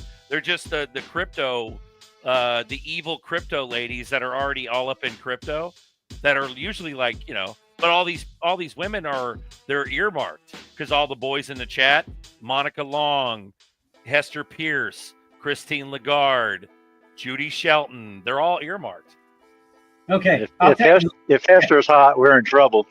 If you don't do politics. Yeah. That's the joke, is that they're not hot. They're just these old, dusty crypto ladies. Yeah. That's why I'm going to buy XRP, but I want Anna Paulina Luna. Oh, shit. She's not even a crypto lady. She's just a representative. I know. Damn, son. You're running off the reservation here. Look at you. Look at you and your big britches. Yeah, no. There'll be plenty. They're going to smell it. They're going to smell it on you. You're going to need a big stick. I got all the trouble I need already. I don't need to look for any more. There you go. Yep. You got 99 problems, and then soon you'll have 0. There we go. Right, All right, guys, so 355. That feels good. Are we at that right now? Yeah, just holding strong. Oh shit, Camo Joe on deck. Camo Joe. What's up? What's up, What's Camo? up? What's up? Can you hear me? Fuck yeah. Yep. What up, pimp? What's up, man? you I'm doing, trying to Camo? get on here before it's over. You guys gonna go ghost? Nah, we got to run it, dude. Nah, Once we we're not. start, yeah, once we start running, bro, you think? Because look at how long we've been doing it, Camo. Like you've been in the chats for years with us. You were one of the original. And Yeah, that's the why. thing- That's why I'm coming up to say what's up before everybody's gone. Yeah. But Right, here's like the thing, bag though. man. Like, It's gonna shit. be a pub crawl, Joe. It's gonna be a fucking pub crawl. It's meaning everybody's gonna be coming in and out of these chats on YouTube like a motherfucker when we start mooning because we're gonna want to fuck with the newbies. All the fucking sheep that FOMO into this are gonna find this channel, and it's gonna be hilarious. So we're gonna run that at least the first couple of weeks of Moon. We ain't going nowhere, bro. All right. We might not do 3 shows Well, a week. I'll be here with y'all. Yeah, you're gonna be you got a wrench, right, Camo? Yeah. Yeah, you're gonna be chopping off heads in the chat. It's gonna be beautiful. Yeah. This is the first time you've been on, though, right? Fucking sheep, dude, are gonna fight. Yeah. This is the first time I've been on here. I had to Hell yeah. turn in my shy guy card. Yep. You gotta understand, dude. See with the sheep, man. When they start running in here, we're not only breaking it down crypto wise, we're gonna have to check them regarding crypto because sheep brain, even if they're brand new to crypto, meaning it's natural for them to go straight to BTC. We're gonna have to like break down several layers of fucking psyop. They're gonna come in here with no red pill, no crypto, no nothing, and we're gonna have to like. They're gonna be on the fast track, though. Fast track, bro. And then in the grand scheme of things, they didn't even miss anything because there's going to be so much more shit, that it ain't going to be like, oh, buy the $100 XRP. There's going to be some other one that's connected that, So I don't think. So did any of you they're see gonna miss that it. chart that just came out on Michael Saylor and BTC? Basically, what the chart was is they showed all the money that Michael Saylor has put into Bitcoin. And if he had put it into XRP, he would have double where he is now. Yep. But that's so small potatoes, though, Glenn, because we're about to like skyrocket past all of it regarding XRP. But like BTC, even BTC, they just got rid of Ito. Like, let's talk about that for a minute here. They literally censored and shadow banned Ito into nothing. He doesn't even exist anymore. Ito Farina, he's not even on. He was the eighth largest Bitcoin influencer online. Did you know that? I don't have access to the thing, but and Nerdy's not here anymore. So Buster, it's on you. If you want to go into the OG chat and find that letter from Ito, if we could share that, that'd be great if you're able with that. But Ito got shut down, and Ito was the only motherfucker talking about how the 80,000 Bitcoin just got sold. Like there's something going down with Bitcoin right now. No, I've heard all that from Ito because I watch him all the time, but I noticed he's gone for about gone. 3 days. 4 days Glenn, we haven't seen him. He's gone. They fucking pulled him offline. He's gone. They shut his ass up. Yeah, he's gone. He's gone because of what he was talking about. And the only reason why we're not gone, as far as what I know, is that A, we're chosen, B, we're protected, and also C, we don't put the fucking thumbnail on, we don't put our description as 80,000 Bitcoin was just sold. So we hide our content within our show. You see what I'm saying? Yeah. So we're so general that only people who are watching it in real time catch what the fuck we're talking about. Otherwise, we would have been done fucking shadow ban too. But we got 386 watching. We appreciate you guys. But Ito got shut down, and ain't nobody talking about that either, which is fucking crazy. So I wonder if he'll come back on tomorrow. No, he doesn't. He doesn't have a YouTube channel. There's anymore. nothing to come back on to, bro. Yeah, Glenn, you're not understanding. Well, the guy, he got censored. the guys he streamed with might still come on. And he might be on there with them. Black Swan Capitalist. Black Swan Capitalist. Yeah, he's using Black Swans simultaneously. So I think he'll be back on tomorrow with Black. Well, we'll see. With Black Swan Capitalist, he just won't have. It's been showing both programs, and the only thing about Black Swan Capitalist is they're really. I mean, he's really negative. I mean, I think he's very intelligent young man, but he's very negative. Verson is who I'm talking about. Yeah. The guy with Yeah. That's all right. I mean, that's the thing. See, when you run your own show, I come across the same thing. I get really cynical sometimes, and it's one of those things where when you run your own show, you get kind of tired, and then you also have the freedom to be able to like spew whatever the fuck you want when you run your own show. So that's kind of, I understand if he's negative, but I don't even watch that guy. If he's always negative, that's a whole nother animal. Go to OG. No, don't go to. Yep, that's right. So click on the actual letter inside of that king post right there. Click on the letter and maximize it. You're sharing the actual chat right now. Oh, here it is. Okay, I opened the wrong one. Yep. There it is. Yep. Now scroll. Yeah, zoom in on those fuckers. Here, I can't even read it though. Here, go. Can you zoom? Press Control and then scroll. Hold Control on your keyboard and then scroll up with your mouse. It'll zoom it. Yeah, I got If you hold Control on the keyboard and just scroll up on the mouse. It doesn't really make it bigger. Okay. All right. So he goes, this is Ito. This is like a few days ago, I think. He goes, they took everything from me. The last few weeks have been absolutely devastating. My TikTok account was banned. I was blackmailed, likely by insiders at TikTok. My YouTube channel received 2 strikes. And just yesterday, my X account was suspended. Overnight, around 70% of my income was wiped out by tech platforms. I can't put into words how much effort, time, and soul I dedicated into my X account over the years. It's something only a creator can truly understand, and having it taken away so suddenly is devastating. After months of coordinated attacks, I've reached my breaking point. My mental health has taken a serious hit. And now the only way to continue creating content would be to change who I am, to censor myself, play by their rules, and abandon the truth. I refuse to take that path. And to be honest, I don't see the point of putting thousands of hours into creating videos for what is now the last remaining platform, YouTube. If they can just take it all away from you in an instant, that's not freedom, that's control. And I won't change myself to fit a broken system.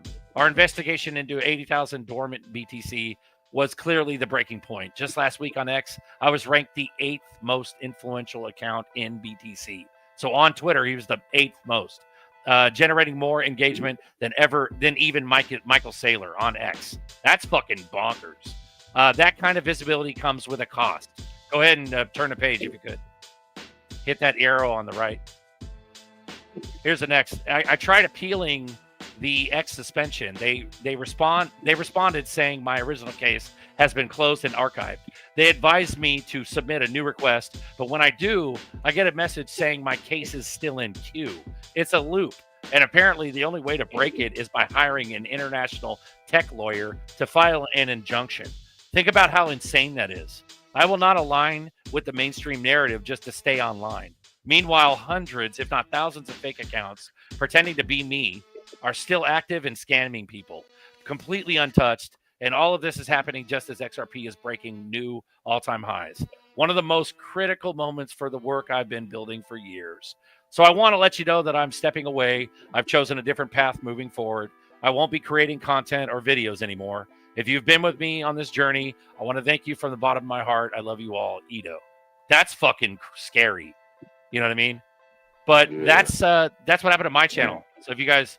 Back in the day, my channel got 2 strikes. What you don't realize, Glenn, is that on the 3rd strike, you no longer exist on YouTube.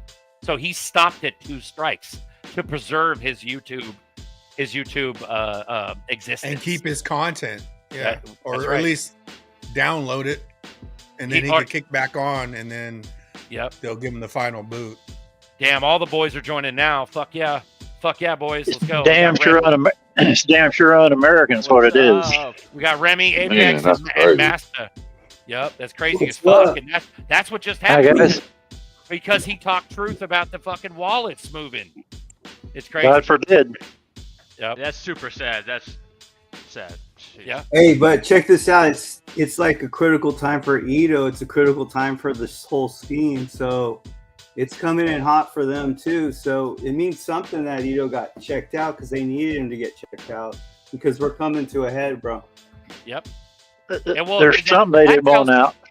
Yeah, that tells me something's about to go down with BTC. Like something fishy. But whether or not I'm right or not, I don't give a fuck because I still know that ZERPs are going to moon.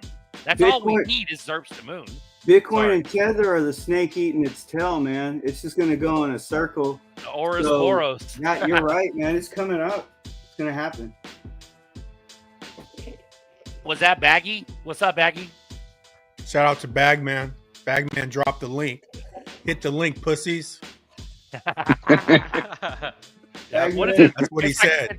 It's like 3 o'clock in the morning over there or some shit, you know? He's running it late, bro. Run it. But I got to go to the bathroom real quick. I'll be back, boys. What's up, Apex? What's going on? Yeah, man, that's sad what happened to Ito. And I'll be honest, I wasn't a huge fan of his content, but that's irrespective of what's happening right now, you know. to take someone's freedom away like that. 1000% disagree with that, regardless of what you think of his content, right? I mean, what kind of age do we live in when you can be deplatformed essentially by just a select few and systematically, right, across multiple platforms like that all at the same time, man. But Ito got the picture though, man. Like I like Ito. Like he understood. Ito's cool. You know, sure. There's a lot of people that don't even understand how big XRP is. I'll put a plug in for Versan because that guy comes out with some great content. Everything he seems to know always seems to come to fruition. So, you know, I guess Glenn was saying that Versan's not the nicest guy, but damn, that guy really is accurate, and his heart's in the right place. Yeah, I would say he's a no nonsense dude. Yep. So he might come off negative, but he don't have time for the foolishness. Yep. He's a real one, bro. We don't all agree with each other 100%, but you still got to listen. I think they're highly educated. Yeah. Both the brothers are highly educated and have talked to people in high-ranking power, so they kind of know their shit and they're confident. What's up, glitches? What's up? What up, pimp? How you been, bro? Ooh. I got to be careful what I show, but I'm hanging out in the pool. Florida pool man. Yes, sir, baby. What's going on? Shit, man, living the dream, man. Loving this live feed you guys put on every week. We really appreciate it, down here in Florida. Master, you don't get far from that pool, do you? Fuck no, man. When you got a pool like this, why leave home? I want to come over. Hot out here. Living the dream. Guess what, guys? Today, I woke up this morning 62 fucking years old. All right. Congratulations. Yeah, happy birthday, bro. Yeah. Thanks, man. Thanks, man. 62, man. If I knew I was going to live this fucking long, I'd have taken better care of myself. Yeah. Oh. Nah, you wouldn't. You wouldn't have had as much fun. I'd have still partied just as fucking hard as I partied, trust me. That's good. That's good. I'm blessed. Tell your kids. There we go. I'm blessed. See, tell me I ain't blessed. Oh, that's beautiful. I told her to cover her tits because I don't want to be rude, and then I got my handsome little king laying over here on the sideline. He gets a front seat view every week, So that's a 62, thing. he's just a kid. What's that, Glenn? Say it again. I said at 62, he's just a kid. Yeah. God bless you, brother. Thank you. Yeah. But no, go back to happy birthday, Master. Happy birthday. But no, go back to. Thanks for letting me join, guys. I'm going to get off here. I just want to say hello. And, man, thank you guys for everything you do. We appreciate you. All right, brother. Good to see you, man. See you later, Master. Catch you on the next one. Happy birthday, Master. Am I clear, or was that just Master that was That was his mic at the end. That was Master, yeah. Okay. No, I want to go back to this guy. Where was it? Here we go. Yeah, happy birthday. Shout out, Master. We love you, bro. Incredible XRP. He goes, I've been seeing friends on Facebook talking about XRP like it's new. They heard about it from me years ago. Here's the thing, guys. We're not going to get credit like we think we are. They're still going to hate on us because they want to feel like they're important too. And that's the fucked up thing. So maybe I had a talk with my mom, dude, the other day, because my mom, Berserker mom's got bags, and we're not fucking. Sorry, go ahead. I think it's going to be like a road. Like, I've watched people, like, I already had plenty of XRP before I even got on YouTube, but YouTube to me was like more on my north node, right? And then you watch people, the fork, they go south node. All right, they went south node, but I think when this hits, my name is sort of tied to XRP because I've been telling people for fucking 8 years, bro. Like, so if you do know the name XRP, you're ahead of the game, but it's going to be a fork for them to like, hey, should I just really start looking more into things? Or do I continue to be a fucking hater? But I don't think everyone's going to continue to be a hater because that's how people that's how we're popping up consciously, right? But I don't think everyone's going to be like, because I already seen it when I talked to this receiver. They were like, dude, hella people are like, I should have listened to his ass, and it's only $3. See, but yeah, but well, what I'm saying is that receiver, that at least that motherfucker's giving you credit. What I'm talking about are people that are getting into XRP, even though you specifically had a conversation with them years ago. They find it, they realize what it is, and then they literally ignore or forget the fact that they had a whole conversation with you and you told them years ago. I'm telling you, there's like the majority of these people, in my opinion, are not going to give us our comeuppance. They're going to be like, hey, like they're going to know subconsciously or at least consciously, secretly, that you told them about it, but they'll never give you credit because they want to feel good about their investment. They don't want to give you credit for it. It's fucked up. But I'll give Buster credit all day. He woke my ass up to it all day. But at the end of the day, that's what allowed me to get the respect in the community to be who I am now. But these fucking newbies, bro, are going to shit all over us, thinking that they found it. They discovered XRP. But here's the kicker. The fact that we've been in this for years, we know what this is and where it will go. They don't. They don't know that. They're going to sell it $50, $100. Those newbies will be good cover, though, man. Like, it's good that they're coming in. Well, cover us. Like, who wants us to know that we have what we have, or we know? No, that's true. Yeah, let them gloat about it. It's good. It's good. If we go, I'll be honest, we go to $100, $300, $500. I don't want most people to know that I have XRP. Amen. So so essentially, what you're saying is use them as meat shields. Yeah, right. Yeah, people want to run their mouth about what they own. I mean, it's the same thing of like, again, if you've been in this space for any length of time, don't talk about what your bags look like publicly. One, it makes you a target. Two, it makes you look conceited and stupid. Yeah. And like, so it's like, and think of the what if scenario, right? Now, when you start spouting out your, again, name any bag, right? That and how much you have. Well, what happens if it 100x or 1000x is from here? Now you're a target, right? Yeah. So let those guys talk about how they're rich and they're blowing all their money. And I'm going to guess, I'm going to go out on a limb and say most of the people are going to lose all of their XRP too. Because when they become booga rich, they're going to go out and buy a boat that they can't afford or take out a bunch of loans, and then they're going to lose that as collateral anyway. So I say let them run their mouth. I know it's true. I know, like, for me, this crew that we've been a part of, like, we all know where we came from and where we started. Heck, man, Zerker, you were talking, giving props to Buster for XRP. What that made me think of, who I have to give props to? I have to give props to the Bitcoin maxis and the Bitcoin forums. Back in 2013, when people started talking about XRP, and all the maxis were like, "Oh no, it's a shit coin. Don't buy it. Whatever."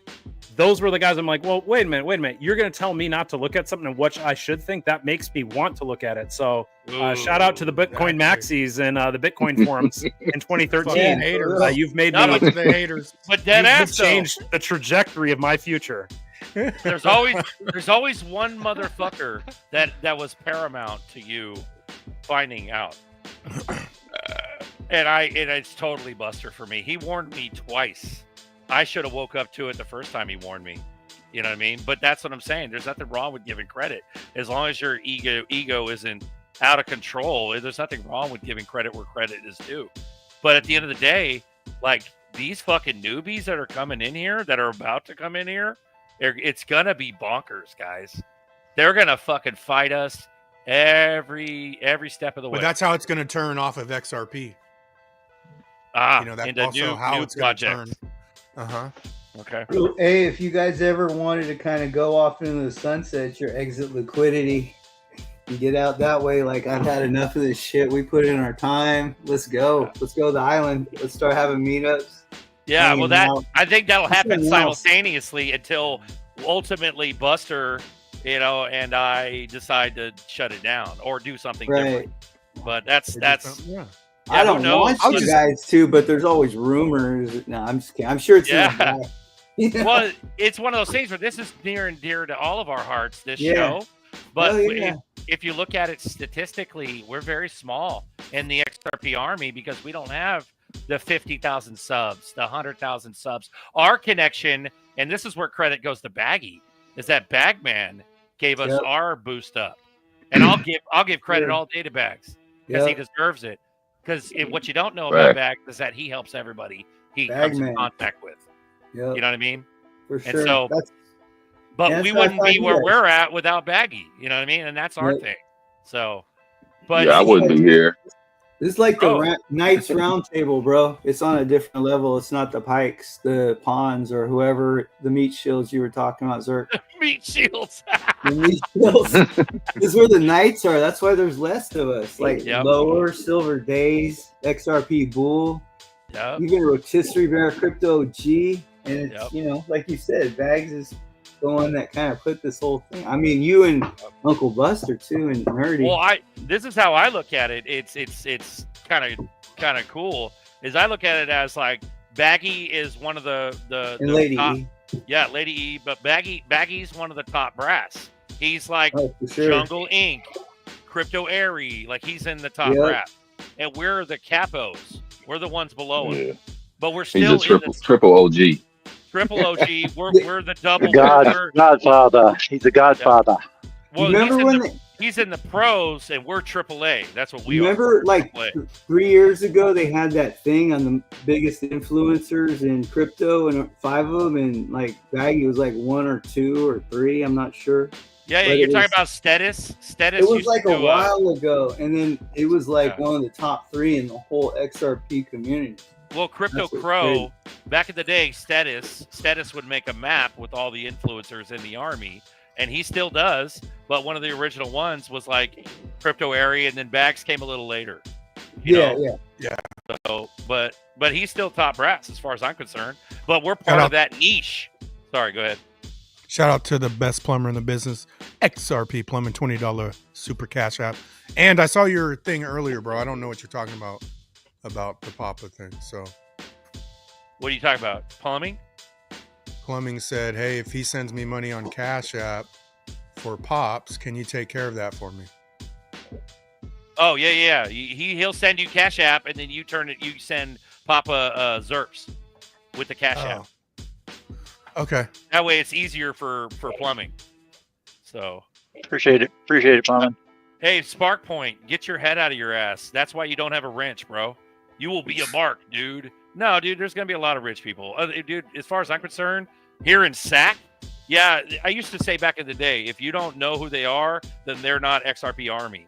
But now there's a lot of people getting into XRP. So there's gonna be a lot of rich motherfuckers in each one of our cities from XRP. It's just they won't be OG because they don't understand enough to hold a forever bag. That's the difference.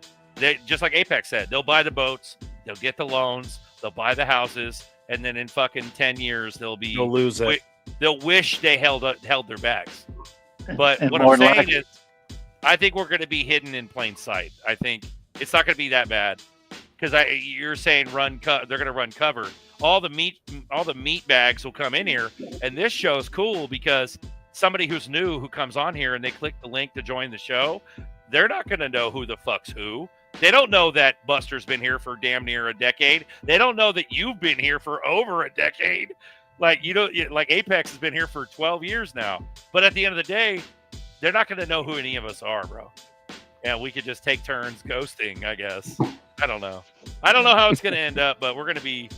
I don't think they're going to hunt us as bad as we think they are.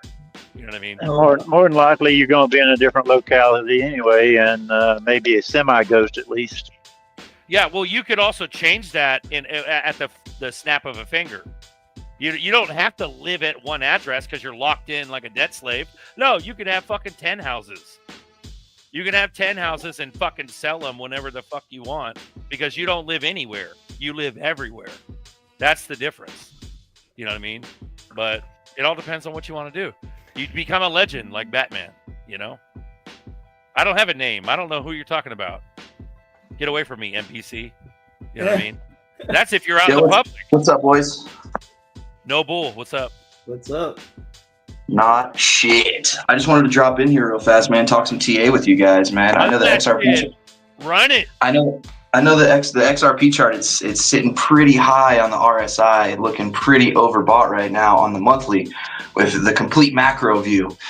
So, because we were sitting in the middle of the RSI, whenever around like $2, whatever it was, 220, 230. But this last run up to like 350, the RSI is super, and a stock and a crypto can remain overbought for weeks at a time before it retraces.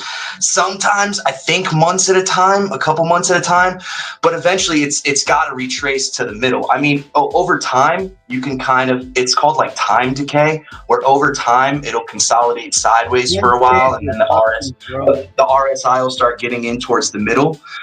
But I just kind of wanted to raise everybody's awareness to that it's looking pretty overbought right now on the monthly, completely macro. What do you guys think? You're talking about the relative strength, right? What's the relative strength? It's up, right? Yeah, it's at like 90 something. It can totally be overbought with that, because that's. Oh, I know. Yeah, I know. I know. I was making the point that it can be up that way for weeks at a time. Generally, there isn't, like 2017 Bitcoin, it was up there for weeks at a time. Tesla, when it went from like $20 to like whatever the hell it did, it stayed up completely overbought for weeks at a time. But I just wanted to let everybody know that weeks at a time still puts everybody into maybe September, and then but I mean, there's a lot of catalysts going on in September and October, so which would mean that it seems like it would have to retrace before September or October for it to kind of balance out that RSI a little bit. I don't know. I just wanted to get your guys' take on that. The Bollinger Bands on that. It's been wound so tight lately too, so there's no telling, man. You're getting so many mixed signals. I mean, if you were looking at relative strength, look at the MACD too, because it's saying the same thing you're saying. I'm not saying that it's not, but there's so much good news coming, dude, that this is new level when things start. If it does, then it's just gonna hang at that RSI until like next year, until like the beginning of next year. It's just going to be overbought until next year. And then, I mean, that's the only other option. Either there's going to be a retracement fairly in the next few weeks, or it's just going to stay overbought for like 6 months. And that would be I don't think that's ever happened before, but we could be going into a new cycle though. You know what I'm saying? Like a new, so we're not going through the 4-year cycles anymore. That's also a reason why it possibly could stay overbought. They're going to be no longer. It's just going to have to come over. It's going to be kind of one of those flip switch situations where they need the liquidity. The price has to come up to accommodate all the banks and ETFs and all the financial institutions and businesses. Dude, we're going to break out of that, and I think that's where we are. We're on the cusp of something. Yeah. Let's run it. Run it. All right, so shout out to Plumbing.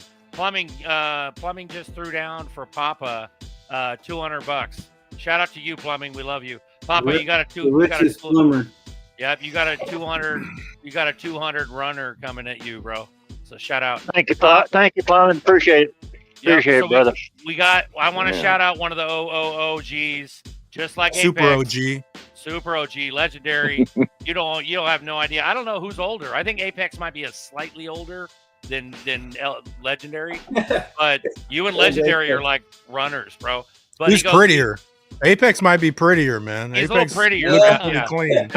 Apex is clean, yeah. But legendary's got a beard, bro. He'll kill you with that beard. You know what I mean? Facts. Facts. Or he'll karate chop your ass like he did will. the dude in the bar. Don't like fuck with legendary. I'm telling you, if I found myself in a dark alley, I would want legendary with me. All you got to do is summon. You just summon him. That's how legendary he is, and he shows up. You know what I mean? But legendary Dave, we love you. We've already forgotten more than anyone just coming to the space will ever know about XRP and Ripple, and that is the God's truth. Absolutely. All the bullish shit. Yeah. Legendary, we love you. Shout out. And then also shout out to There's a lot of stuff that got scrubbed. There's a lot of stuff that got scrubbed from the internet about Ripple after all these years too, man. A lot of stuff I tried to go look back and find, and you can't even find all that early info anymore. Yeah. What about Cobb and the secret email talking about the partnership between B of A and Ripple? And what about Bishop confirming the relationship between B of A and Ripple? That hasn't even been talked about yet. It's been alluded to, but yeah. What about all that? What about yeah? And he got threatened, or at least he got an email sent to him from Ripple. Alex Cobb got an email sent from Ripple to Alex Cobb directly, telling him to stop talking about B of A and Ripple. That was like 7 years ago, 6 years ago. That was fucking bonkers. Everybody forgets about that shit. But Shockwave, I want to tell you, bro, I grew up on your teat, bro. You were my first faucet. People don't even understand. Shockwave was Chorus X. I don't know if you guys remember in the back of the airdrop days, back on Zaman Wallet or Zum, he was the first faucet. He was Chorus X1. So Shockwave, shout out, bro. Big shout out goes to you. And XRP don't care about charts.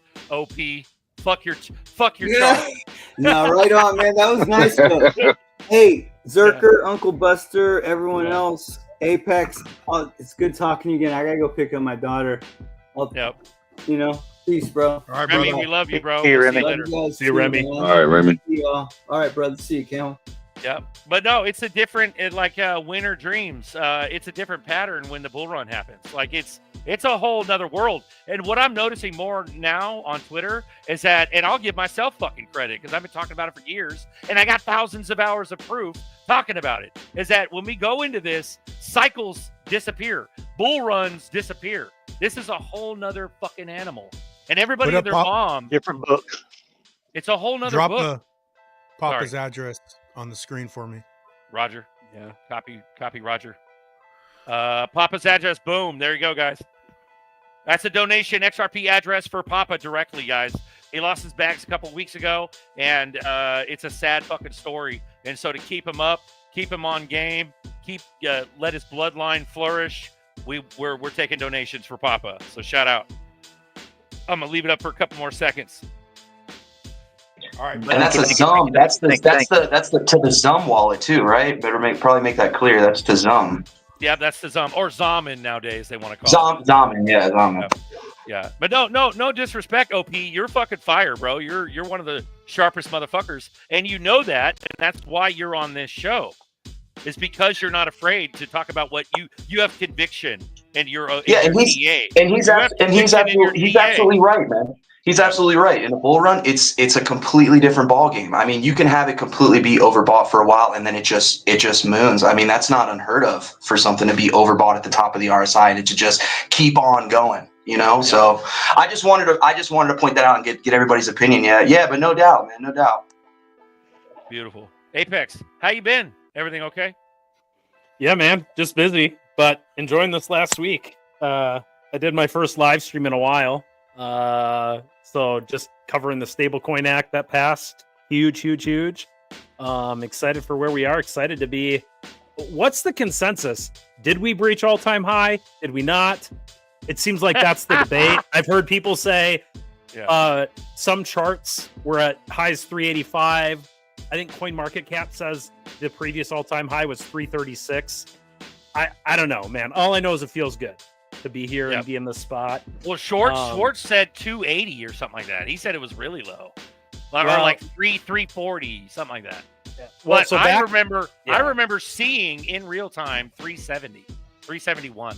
So back in the day when it hit that, back in January 2018, I was holding then, but I think there was only one US-based exchange that had it. So part of it was just liquidity shock, right? XRP wasn't as liquid and the markets weren't as established. So you're talking about the first moonshot, though. We're talking about correct. I'm talking about in November, this last November.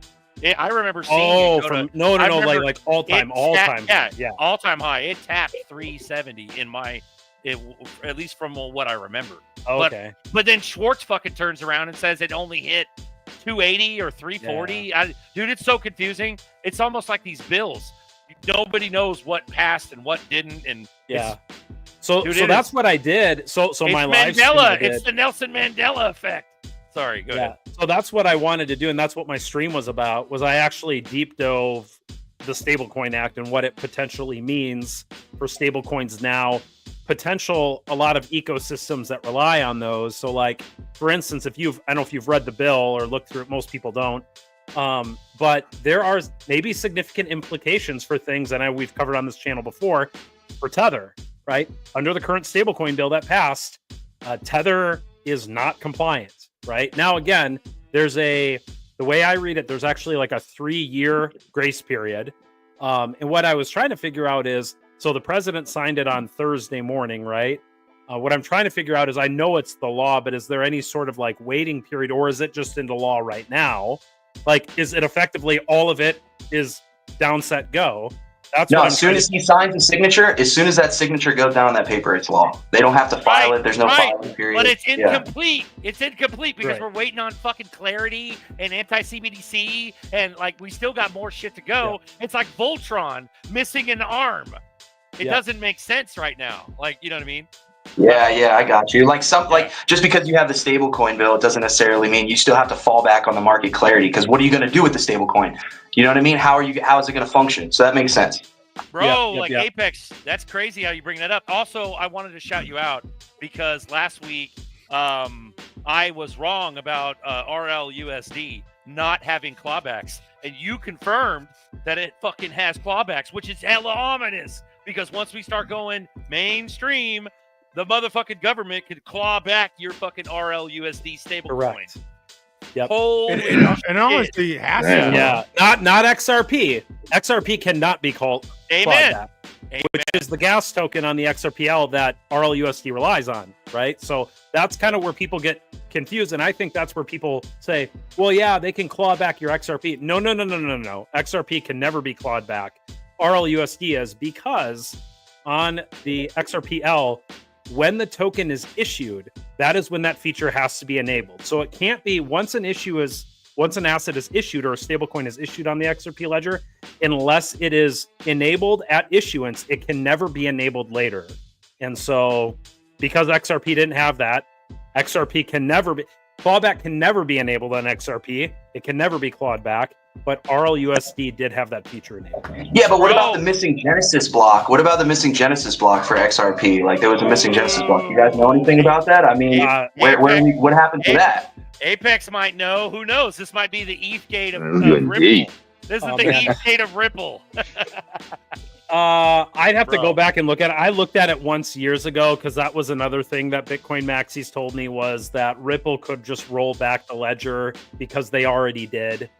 There's actually a similar scandal. Again, I also hold Bitcoin. I've held Bitcoin since 2013. There is a similar scandal with Bitcoin too, from the early days of Bitcoin. So there's also the scandal of not to point the gun at someone else, but like Solana blockchain has been halted and reversed multiple times by its infrastructure managers.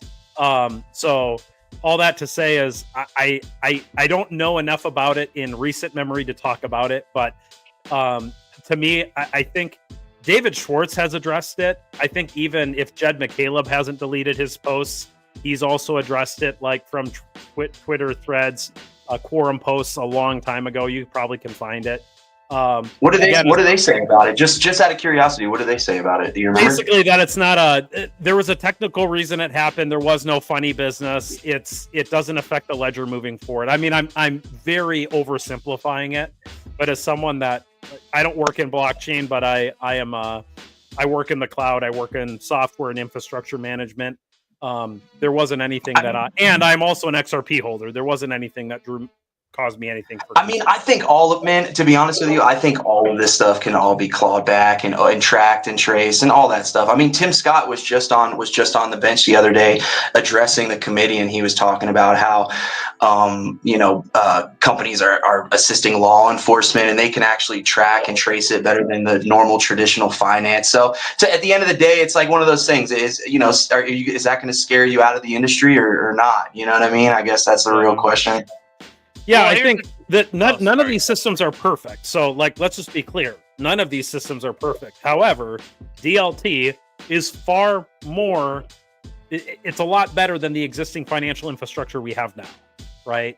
And so it's not to say some companies, they blacklist wallets, right? So maybe they can't necessarily claw back, but there's mechanisms that companies use to blacklist wallets that have stolen or laundered funds that prevent their wallets or their systems from interacting with the wallets or any other wallets that have interacted with the wallets, right? So we don't even necessarily need, people say clawback, it's this big deal. I mean, it is a big deal, But there is already other mechanisms in place on far more archaic blockchains that already effectively, like, maybe don't claw it back, but effectively black hole wallets that are Yeah, using just locks the wallet to where it just can't do anything. It's might as well be in the middle of the ocean, or the tokens, they can't even move. You know what I mean? Yeah. Exactly. So you have these stolen tokens on a wallet that's blacklisted. No one is going to reasonably accept those. Like, sure, you could send them to your Uncle Bob, but if you're trying to unload $20 million of stolen Bitcoin, you're going to have to do that through an exchange, right?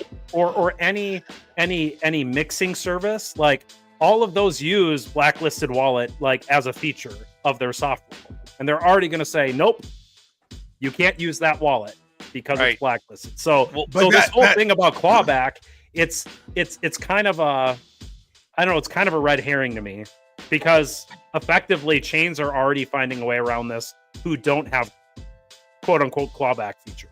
But you can't have a that. lot of times it's not really even, don't want it's not that even really an happening. issue. Go ahead, Buster. I'm about to say you don't want that. Even if you blacklist it, you're still losing the value. So that's not a. No, that's I'm not saying an option. effectively, like people who criticize clawback, there are similar features on other chains that don't necessarily prevent you from spending it, but you basically become an economic island unto yourself, and nobody will accept those tokens from that wallet.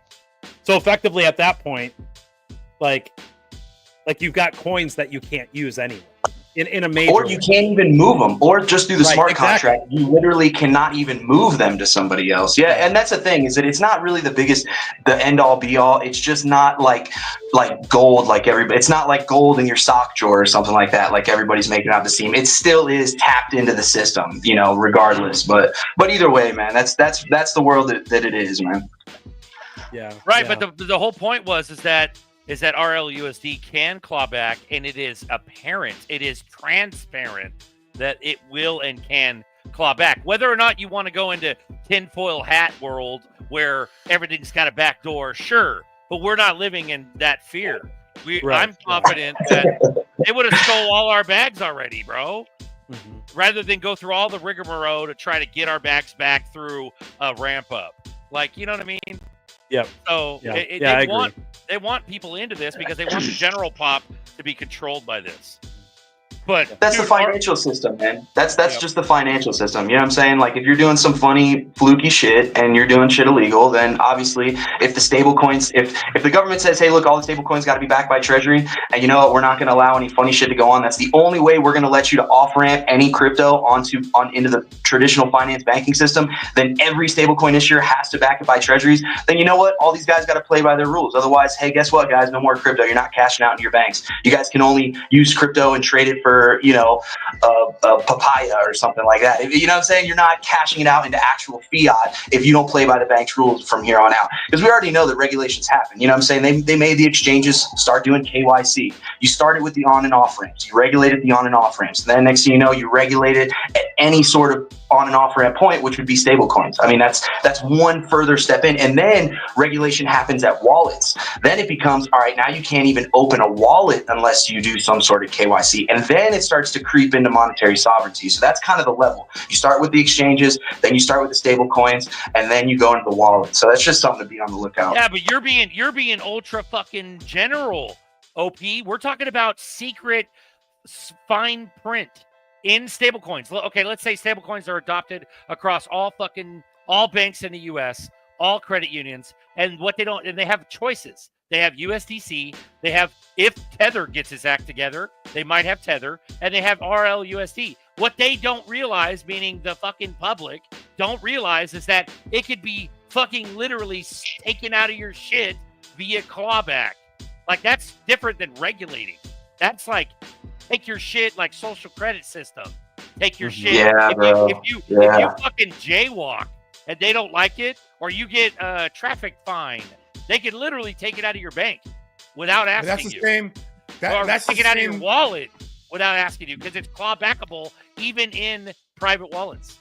That's what I'm saying. Sorry. Go ahead. So the one thing that not a lot of people are talking about, there's a little bit of crapola in the stablecoin bill that passed. Although it's mostly good, but one of the Hey, provisions that's that a little risque for you, crapola. crapola, Damn, man. Apex. Oh yeah, he's getting a little spicy on us. Shit. But one of the provisions that stayed in is that stablecoin issuers are not allowed to pass any interest onto their customers that the stablecoins may bear. So, like for instance, stablecoins have to be backed by U.S. dollars or short-term treasuries. Which, if you know anything about treasuries, if you hold a treasury, it actually pays you interest. The government pays you interest on that treasury. And so a company like Ripple that is issuing RLUSD is buying US treasuries to back it and using cash, while Ripple is earning interest on that treasury in order to issue their stablecoin, right? Ideally, companies, what crypto companies wanted to do was to pass some of that interest onto their customers. But the stablecoin bill prevents that from happening. So basically, yes, it's still good, but all that interest just gets to be collected by the centralized entities. And they can't pass it to the fucking consumer. Can't pass it to the consumer. They get to pocket all of that. It's fractional reserve banking, Yep. but digital assets. It's fucking Yep. the same thing. But yeah, no, Lizard King, just to confirm, yes, on cold wallets, clawback means that they can take your shit in your cold wallet. Yes. Yes, they can. Sorry. Go ahead, Apex. It's essentially a backdoor in the code that allows the issuer, which would have to have the private issuer keys, and a lot of them are multi-sig, meaning they have multiple So if I were to send crypto to Berserker on my Zaman wallet, what you don't see is, for me, it's either tied to a biometric signature like a face scan or iris scan, or I have to put in a passcode. When I do that on my phone, my Zaman wallet uses my private key on my wallet to say, I am who I say I am, and I can send this XRP to Berserker. Well, for issuers, they have the same thing. As the issuer of the token, they are in control of the supply of issuing or burning tokens. In most cases, they can issue or burn tokens, but only in coins that are in wallets that they control. With clawback enabled, they basically have full control over the supply, regardless of what wallets they're held in. And they did it ever so secretly. And I appreciate you making this, or helping talk about this, because a lot of people don't understand what that means. And RLUSD has a very high potential of being the top 2 or top 3 fucking stable coins in America. It's already $500 million in 6 months, 7 months. It was only issued at the end of last year. And actually it got a rating by a third-party nonprofit as the top-rated stablecoin across all stablecoins in the U.S. It got better than USDC. Obviously, Tether got a D, by the way, on that rating scale. I don't think that surprises any of us. But RLUSD was the top-rated blue chip of all stablecoins in the U.S., according to this third-party nonpartisan nonprofit that evaluated all. I think it was the only grade A, wasn't it? Correct. Yeah. But that's for a reason. That's on purpose, because they want the clawback to be enabled in the number one tippy top stable coin. It's literally what Ellie used to talk about years ago. UBI will be fucking stable coins. It'll be RLUSD, UBI. This links that's to clawbackable. This also links to, if you're watching what Ripple's been doing, what did Ripple file for 2.5 weeks ago? They filed for a Master bank. Yeah. Yep. They filed for a federal bank charter license with the OCC and to have a master Fed account at the Fed. Ripple is going to become a bank, friends. Yeah. Now, this is I will say, I think this is a pivot on Ripple. Not a bad pivot, but I think what they saw, and not that they're still not trying to do this, is I really saw what they were trying to do with XRP and traditional banks was to reform them from the inside out. And I still think they're trying to do that. But now I think they see with stablecoin legislation where the U.S. regulatory framework is and where they stand with policymakers and all their partnerships. They just say, Bank of America, we want to help you, and we'll still be not a customer, but we'll let you be one of our clients. But guess what?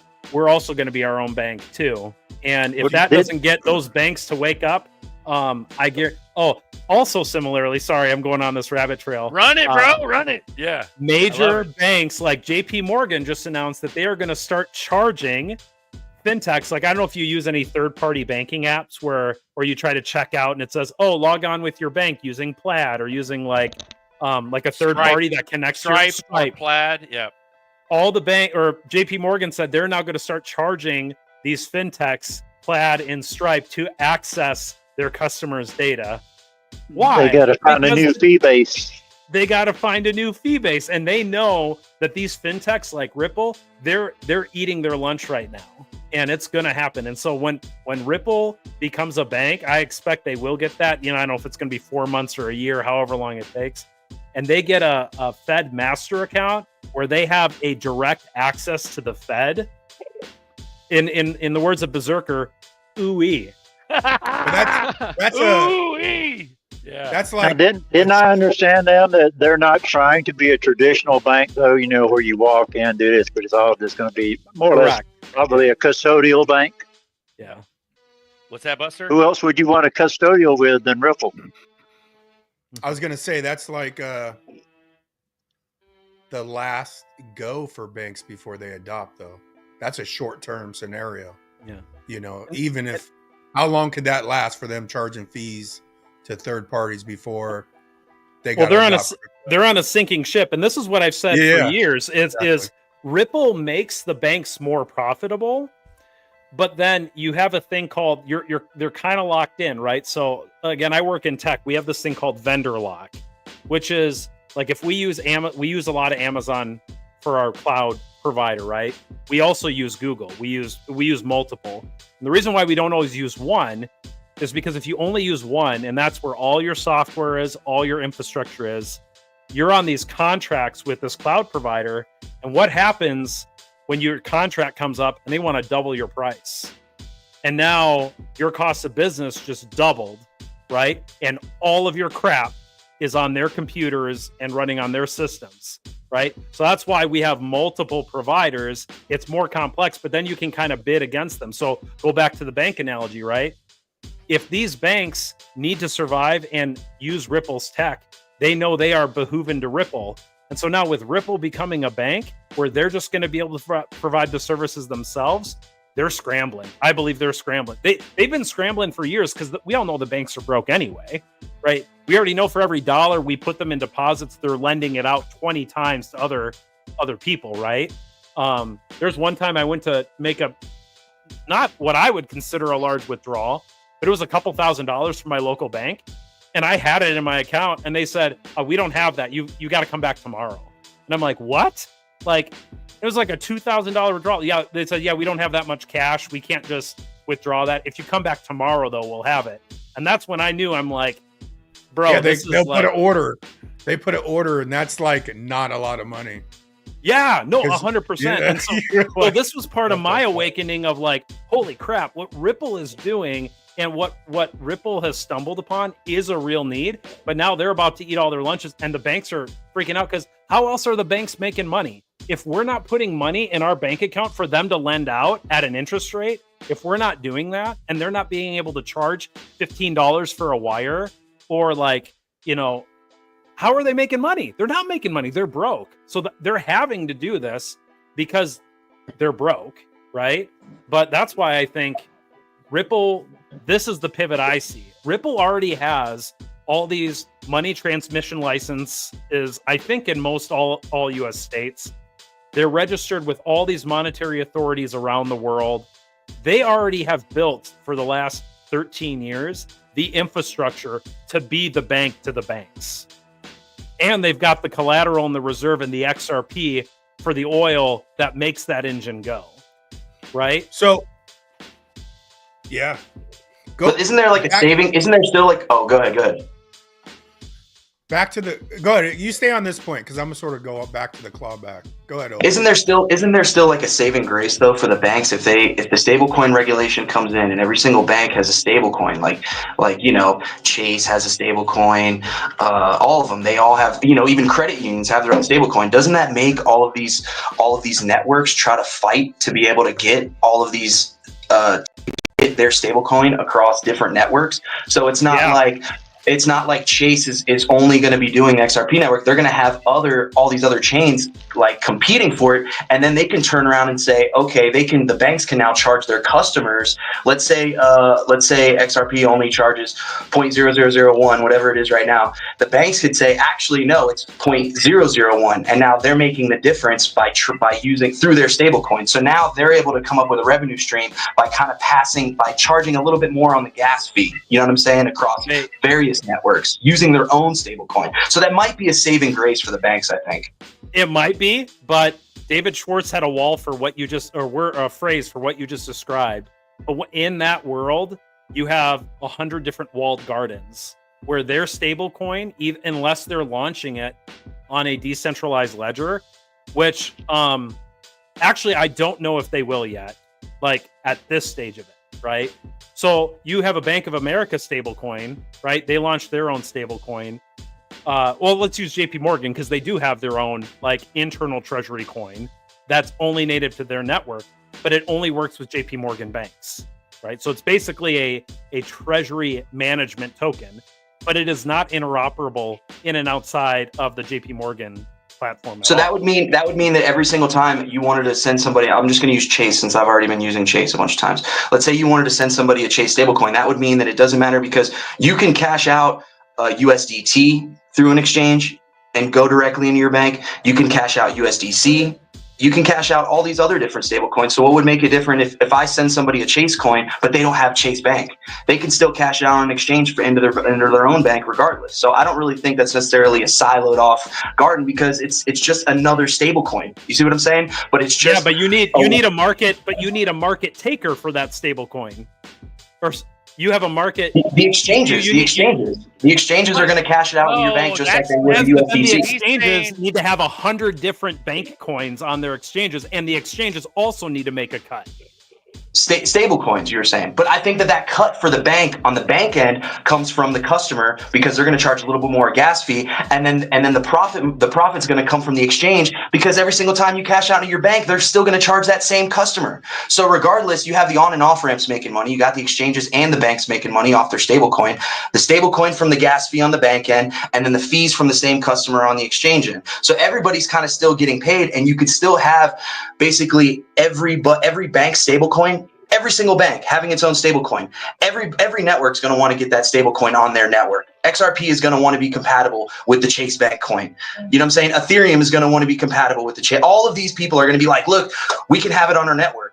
So it's everybody can still have their own stablecoin. I think it's still able to work in that world. Not saying that that's the world that we're going to be in, but it's all up in the air right now. Yeah. Two quick thoughts, and then I want to hear what Buster was going to say about clawback, but. I think the reality is what's going to drive that for the banks is us as consumers and businesses too, right? And so it's fine if the bank and the exchange, or even both banks, if it's an interbank payment, are each getting their cut, but they're going to pass that fee, that transaction fee, whether it's an ETH gas fee or an XRP gas fee. They're going to pass that on to the customer. So then it becomes, okay, I'm a customer now, and I can bank. We're in this new age of banking and stablecoins, and I can bank with whoever I want. Now, I'm not behooven to JP or Chase. Maybe the reason I might go with Chase is they're one of the biggest banks, and so they're all over the world, where I can go into a branch, or they've got branches, they've got ATMs. But in the new age of digital money, how often do I really need to access an ATM? How often do I really need to go and talk to a banker, especially if I have an option like Ripple, who also has a bank, where I can get a loan, or I can transfer, or I get the network effects of a bank like Ripple, which is also global. Only the difference is Ripple's charging me 1/10 of the fee that JP Morgan chases. So then it's going to become a race to the bottom where consumers ultimately are going to decide. But if I'm going to choose between JP Morgan Chase, who's going to still charge me, maybe they lower their fees, right? But they're still going to charge me like a transfer fee if I'm transferring to another bank or to another person who has a bank somewhere else, right? Am I going to put my money with that, or am I going to put it with a Ripple bank who maybe is going to charge me 25 cents to transfer that treasury payment of $50,000 or whatever. It'll be So interesting. do you think that banks? Do you think banks are just going to close down, and then they're just going to go all digital and be like, we need to switch our format up, and they already are. They already are. What's already happened? Look how many banks are already closing branches already shut down. They know what's coming. JP Morgan, Chase, who was it? No, Bank of America. Bank of America has something like 1,500 less physical branches than they did 5 years ago because they don't have money. They're trying to find a way to save money. And no, I don't think the banks are just going to go away. I think they're struggling to figure out how are they going to make money now that now it's publicly disclosed that they're being disrupted, right? Because they have all the accounts. They have all the accounts right now. They just have to fight and keep them. Once the fintechs get federal bank charters, and Ripple says, hey, Apex, come bank with me. I'll charge you 25 cents a transfer, not $15 a transfer like JP Morgan. Whether I'm in crypto or not, I don't think Ripple will be like, we're the crypto bank. I think they'll just be the bank. And I'm like, wait, they're going to charge me 25 cents to move my money instead of what JP Morgan has been? Frick yeah, close my JP Morgan account. I'm going over to whatever Ripple bank is, right? Again, I'm thinking about it from a normie's perspective, not just crypto. But anyway, but Buster, I want to hear your thoughts. Yeah, I don't think the banks are that far behind. They're already transitioning. There's no way. You know what I'm saying? They're going to wait for Ripple to get a banking license and then adapt, right? They know it's coming. That's my thing on that. But on the clawback, don't you think like the design is for like the chargeback, like credit cards and all that to be able, because if Visa could use XRP, but when they're transacting, it's going to be RLUSD, so they can charge back with fraud and all this other stuff. Not necessarily go into your cold storage device and take all your shit. Like, I don't think that was the main design, but if they could do that, I would never transact out of I would have some in Zaman, transact in the Zaman wallet, and then move some. I wouldn't even hold it, to be honest. I don't care if you give me 4%, but I don't think that was a true design to get everyone worried about, the cold storage and all that. I just like to go. I like to go dystopian. It's fucking crazy. because even in banking world, banks failed, but banks haven't failed since I've been alive. You know what I'm saying? Banks, you don't wake up and just 10 grand's missing out of your bank, and they could do that if they wanted to, right? They have the capability to take money out of your bank account. But so here's, you mentioned you got climate credits. This has happened in our history prior to the establishment of the Fed. So from 1776 until whenever the Fed was created, I think it's 1910, we are going back into an era of private money. And that's what we had in our country prior to 1910, where you had banks that had their own paper notes. And so if you lived in Georgia, now granted, you're talking 1700s, 1800s, right? People are getting around by horses. Most people, you didn't travel a lot, right? You kind of lived in Georgia or South Carolina, Virginia. That's where your people were, right? But so like your bank was super local, but all these different banks, if you study the history, had different redemption and values. If you had a note from the Bank of Virginia and you were traveling or moving to Georgia because you just bought property there and you had to open a bank at the Bank of Georgia, there were certain conditions or exchange rates with what the Bank of Georgia would give you for the Bank of Georgia note versus the, Bank of Virginia. And it feels like we're going back into that. Now, how did we get from that into the Federal Reserve? Well, you had scarcity of money, if you study the history of it, where cash became scarce. So like literally people couldn't get cash, so they couldn't commerce, and people were literally starving. You had bank collapse. And because you had all of these regional and local banks with all their notes, it was a huge mess, right? And so that is what precipitated the citizens from creating, like at the time, or blessing, or at least not putting up a huge protest of the Federal Reserve banking system in the U.S. And private money in the U.S. from 1910 to now, that's how we got. Now, again, originally it was gold-backed, and then eventually we came, Nixon abolished or FDR did the gold confiscation, right, where it was illegal to have gold. And then what was it? Nixon completely went away from any gold-backed currency at all. So anyway, we feel like this is a new era, and technologically is new, but we have been here before. So all that to say, if you will appease me for just 30 more seconds, I have a prediction that I hope won't be true, but I'm guessing what we will see now that the stablecoin bill has passed is you will see the more proliferation of private money. Even like non-bank entities like Walmart, Starbucks, Visa, MasterCard are payment companies, but I'll say Walmart and Amazon have said that they're interested in launching their own stable coins, right?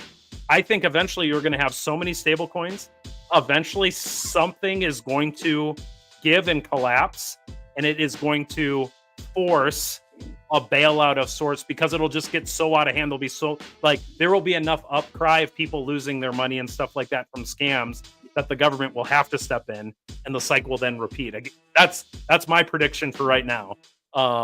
Because at least looking at history, that's where we've been before. I hope it doesn't happen, but at least when we've had private money in the history of our country, we saw how that movie played out. And maybe technology or blockchain or internet or transparency will help alleviate that. But in some ways, we're going back to what we had before, which is ironic and interesting all at the same time.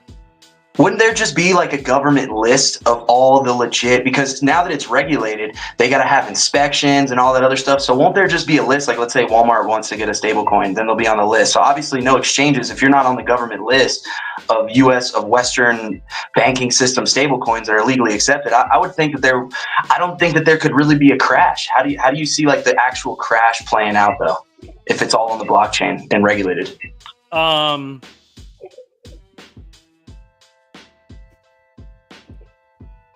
I don't know if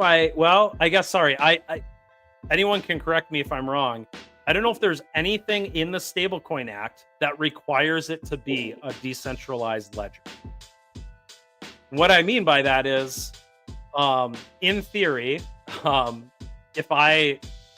still have to have a license, right? And you still have to have, I think the Stablecoin Act requires monthly external audits of the reserves backing the issued assets or the stablecoins. But if, for instance, I bought 3 computers and used them as my own blockchain nodes, and I have 3 of them, I could essentially run or create my own blockchain software on multiple. Actually, I wouldn't even need multiple computers, and I could issue a token right now on Apex blockchain. We'll call it blockchain. And issue coins, and I could, apply for a license and all of that. So, I mean, the short answer is, like, I think of like the financial crisis of 2008, when the mortgage industry collapsed. All of those people were supposedly audited too. And what they found out was the people that were auditing the companies, they with these junk bonds and mortgages that were being packaged as equities, they basically were just saying, yep, they're paying us all this money. And so they just basically passed them, even though they were super, super risky. So you're saying that it could either be from the third parties, or it could be from the code itself, is what you're saying too. Yeah, because just because they audit the reserves, they're not necessarily auditing the technology, right? So you could have some sort of stable coin with a smart contract or something with some sort of clawback, and next thing you know, you disperse all this money and then claw it back. That could also trigger something too. I think you might be onto something there. Yeah, I think it's I think of like the node projects. If you guys been in this space 4 years ago, you had the Phoenix token, you had Strong Block, you had Ohm, or Ohm wasn't a node, but you had these basically Ponzi schemes of people that had launched these tokens on these networks. But I know at least in the instance of the Fire token, there was actually a backdoor built into the smart contract where a developer was actually siphoning off the liquidity that was coming in. Yeah. And it was audited. This was a smart contract that was audited by Surtech, I believe. Now again, people see, you know what I mean? So it's like there's any number of ways it can still happen.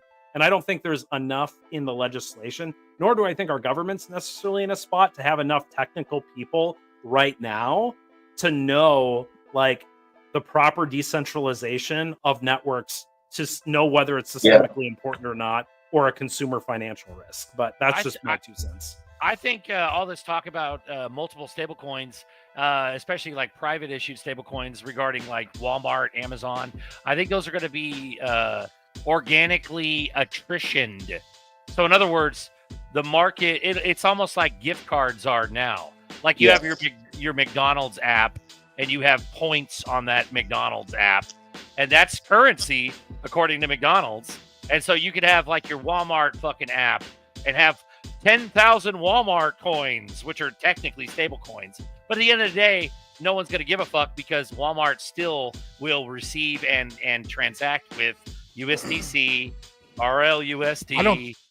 I don't think it'll be their own currency. I think maybe it'll be like NFTs each. No, it'll be like all the stocks will be tokenized, and now you could utilize a Walmart stock through a coin. You see what I'm saying? And you'll spend their coin given their stock utility, not just go create a fucking their own USDC coin. Like, I think it's going to be the McDonald's app, their McDonald's stock. You're going to be have it in your wallet, and you're going to be able to spend it, and then that adds the value to their own deal. You see what I'm saying? Versus that's going to be ridiculous, bro. You're going to have a McDonald's coin, you're going to have like 2,500 different stable coins, and it really doesn't matter what you hold because all the exchanges will cash them out. That's going to be a ridiculous type situation. But the government doesn't care because you got all those places are buying. But it's not about the coin. It's about the fact that if you own Nike, now you could go spend the Nike that you own. It's not about them just creating it. People have the stuff. Yeah. So now they can. It's just going to be crazy. It's not crazy. The idea is very sound, but it's just wild to think of a world where we live in Nike money. You know what I'm saying? Like a Walmart. It's just wild, man. It's wild. Well, you're separating what Buster's saying as far as, correct me if I'm wrong, but what Buster's saying is that the fucking stock itself will be placed on the blockchain, and it may have a representation coin. But what I'm saying. What I think what Buster's saying is that the fucking stock that you own in Nike or McDonald's will have a coin that will be spendable, but it'll be directly connected to the stock of the company. Do you think they're going to we are in the future. We are in the future, ladies and gentlemen. I just want you guys to know that. We don't have flying cars yet, but we are definitely in the future.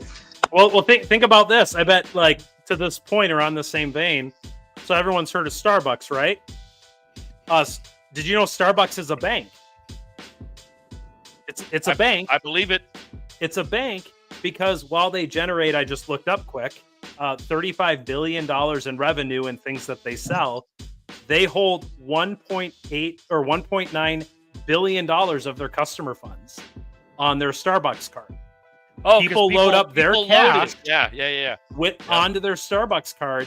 And so there's $1.9 billion of cash that people have loaned to Starbucks at 0% interest rate. And they're making fractional reserve yields on that.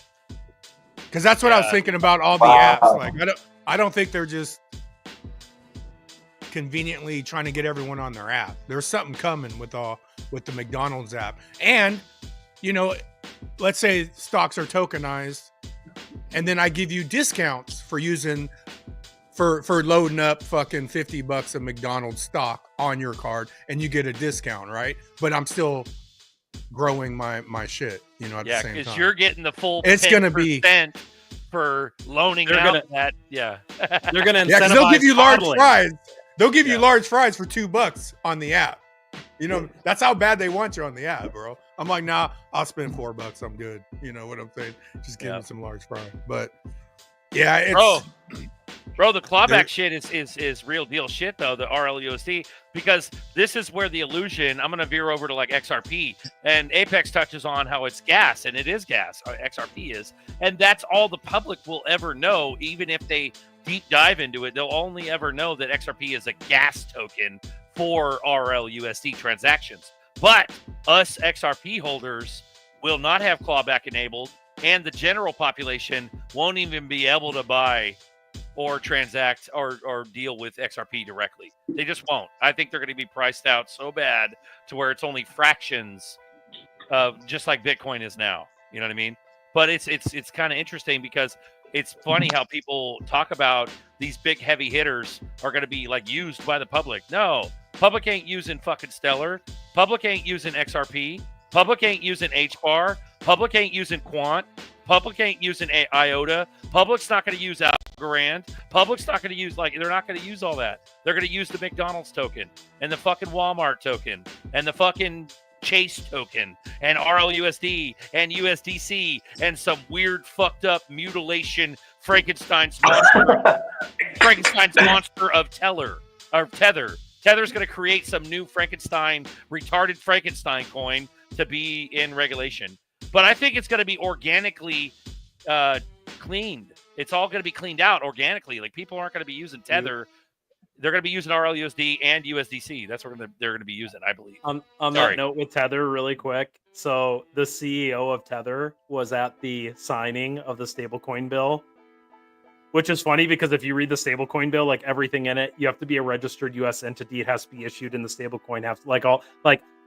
None of Tether's completely non-compliant right now, and he's at. So, but what is that stablecoin bill, bro? If he's there though, that means that he's read in, just like Hodgkinson. I could have swore Hodgkinson would have fell by the wayside because he was all tied up in fucking ETHgate, and so I still believe that to this day. Hodgkinson is. But at the end of the day, all that's getting swept under the rug because ADA Cardano is a fucking American crypto.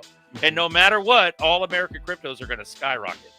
They just are. Or it could have just been optics just to make Bitcoin not crash to the ground. Like, hey, look, the guy from Tether's here. Everything's all good. Don't worry about it. We're still in the bull market. You know what I'm saying? Because it's one of those things. They didn't get MiCA compliant. They had a grace window they're still not MiCA compliant. That was in the beginning of the year.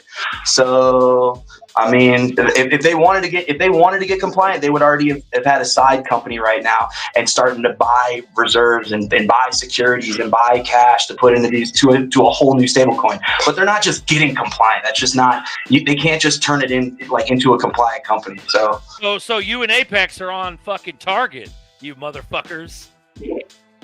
Bro, you read the stablecoin legislation. Tell me this, because I heard this, but I didn't read the legislation yet. I didn't have a chance to. It said something about politicians cannot. Did it say something about politicians cannot create stablecoins, but that excludes the president and his family? Is that true? I don't recall that in particular. I think even the Democrats were pushing for that language that the president, the office of the president, and relatives could not directly profit, but I'm not sure if that made it in the same in the final bill. Let me see. Yeah, because that was like a whole other drama, the whole thing that happened in Argentina. You know, the president of Argentina came out with this stable coin, and that thing completely just crashed to the ground. Or he came up, I don't know if it was a stable coin or if it was a crypto. And that was actually this company that promoted it was actually this company called Bubble. And I honestly think that Garlinghouse, it came out, he actually no. So the same company that did the president of Argentina's actually did Trump's coin and Melania's coin. And that thing rugged pretty much 80% as soon as it hit its all-time high, just like the president of Argentina's coin did. And it was something like I think that Garlinghouse actually started the seed money for the Trump coin. Correct me if I'm wrong, but there was somebody that came out. It said that Ripple actually provided the seed capital for the Trump coin. I don't know if you guys knew that or not, but I don't know. I heard something about Ripple and MoonPay bailing out something going on around that time. You know what I mean? I can't remember. I don't think any politicians should be making coins, man, at all. I think that's just a terrible look. It's a terrible look. Under the rug. All of that shit got swept under the rug. That meme. All right, good. Yeah, but here's the thing though, meme coins were absolved. Remember in the early days of Trump, he came in and said, "Oh, all meme coins are legal." That's what he said. So that totally absolved his fucking pump and dump and Melania's and all the other ones. Yeah. You know what I mean? Yeah, dude, it's a fucking shit show at this point. Did you see what was his name? Senator from Ohio, Bernie Moreno, go back and forth with the panel discussion that Brad Garlinghouse was on the guy about meme coins. He was talking to one of the critics of like, so is meme coin a security? And he said like, well, I don't want to get into the specifics. And he's like, so how is or he's like, under some circumstances it could be. Okay, what's the difference between a meme coin and a baseball card? He's like, well, there's technological differences. And then he's like, well, tell me what the differences are. Like, is a baseball card a security then? Well, no, a baseball card is not a security. Okay, how can a meme coin be a security but a baseball card can't? He's like, well, there's technical. He just kept like, he was trying to get him to say something, but the guy would not say like how absurd. His position was basically like, well, of course, meme coins are securities. Like that was the I think probably one of the people on the panel that Elizabeth Warren invited. You know, because it was the Senate Banking Committee, but it was absurd. It was just like just hearing the guy talk. Yeah. Like I think they're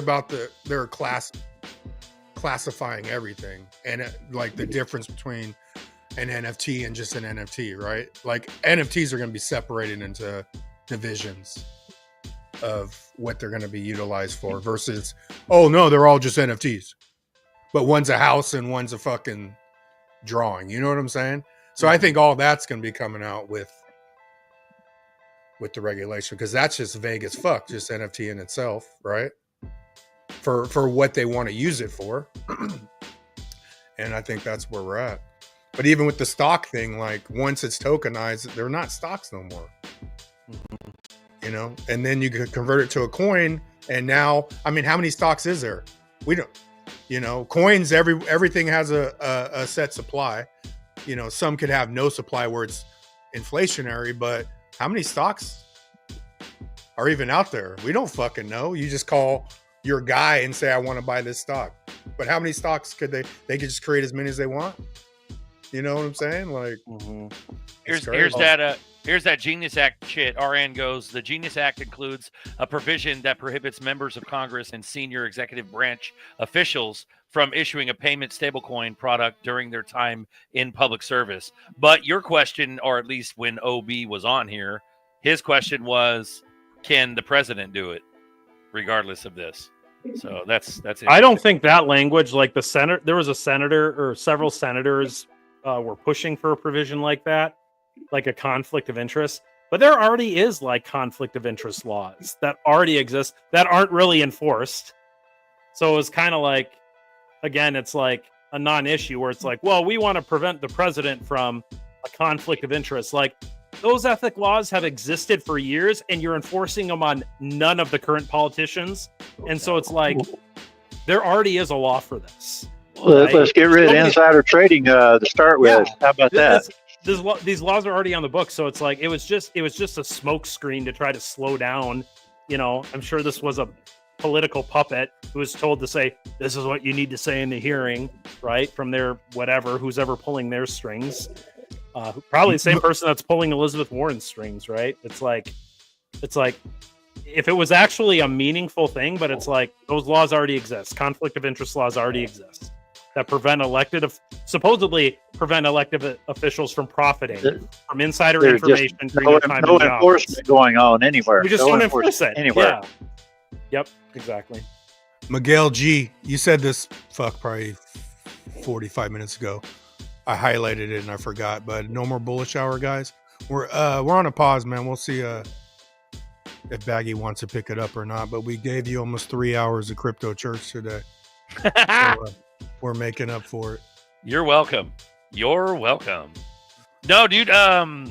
When it comes to the laws, the more atrocious shit that really got me in the early days of Red Pill was the monopolies laws.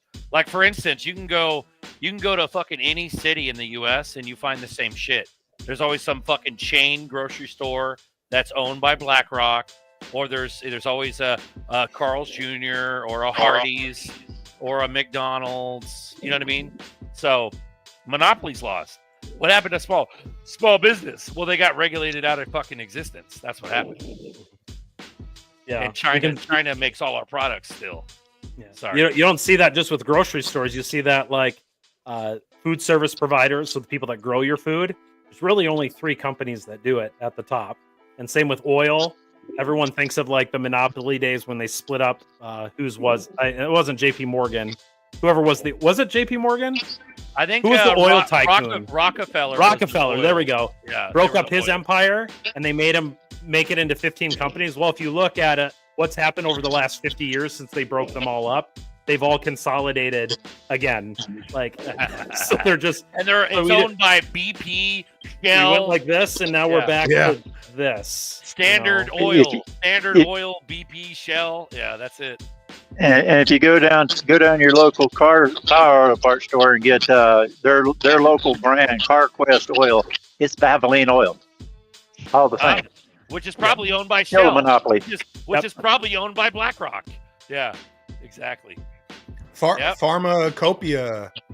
Yeah, bro, that's where NFTs come in. Like, I mean, there's already fucking meme coins where you get the NFT and you get extra rewards, right?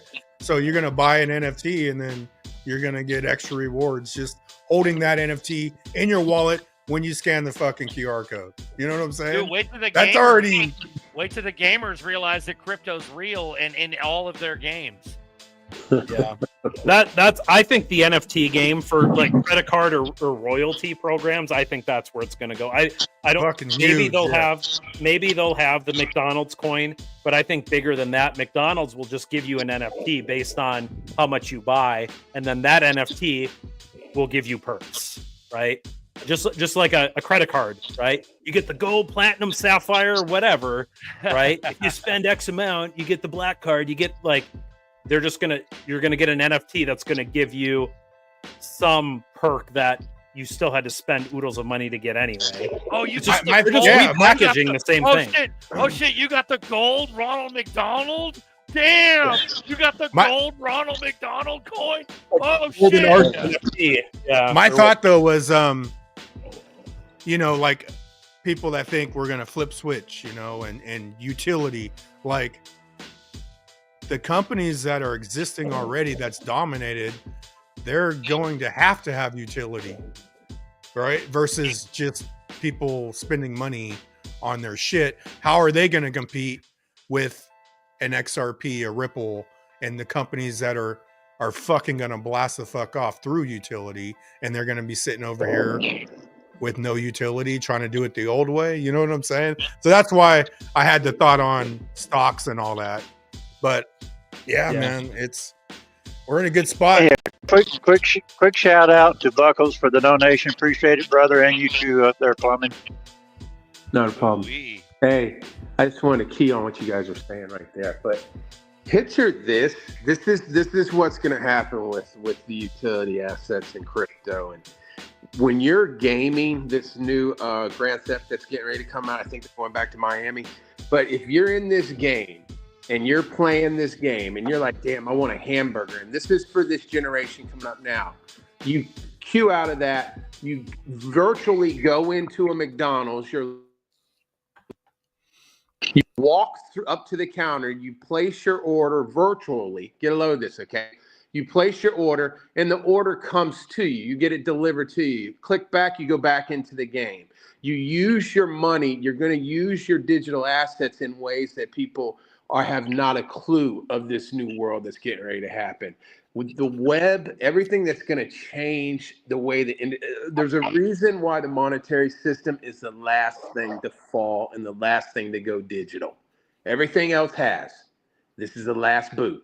And it's also the most advanced of all of them, because everything that we all on this panel need and have to survive, necessarily outside of the basics of humankind, is money. We have to pay bills. We got to take care of our kids. We got to take care of everything. Money is universally needed throughout the world. Ripple itself is already taking that. They're going to be the new international standard. So with Ripple taking XRP, they will be just like Swift, but even better, because they're going to not only be able to transfer the information, they're also going to transfer the assets to you too. So when banks in Portugal and then in America back in the day have always switched just the information, and then the trust factor about, well, we're going to send over this money and that shit's done.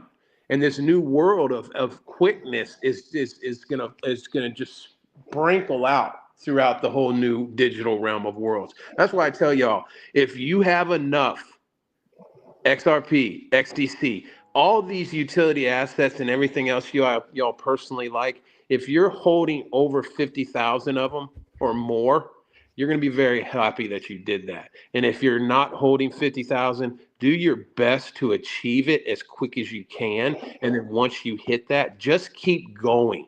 Don't spend it. I'm sorry, Pops. I would only donate you the money. I'm not giving no XRP to anybody. That shit's a one-way. That's a one-way wallet. I'm not giving it out to anybody. I don't give a fuck. I'd rather give money than give XRP.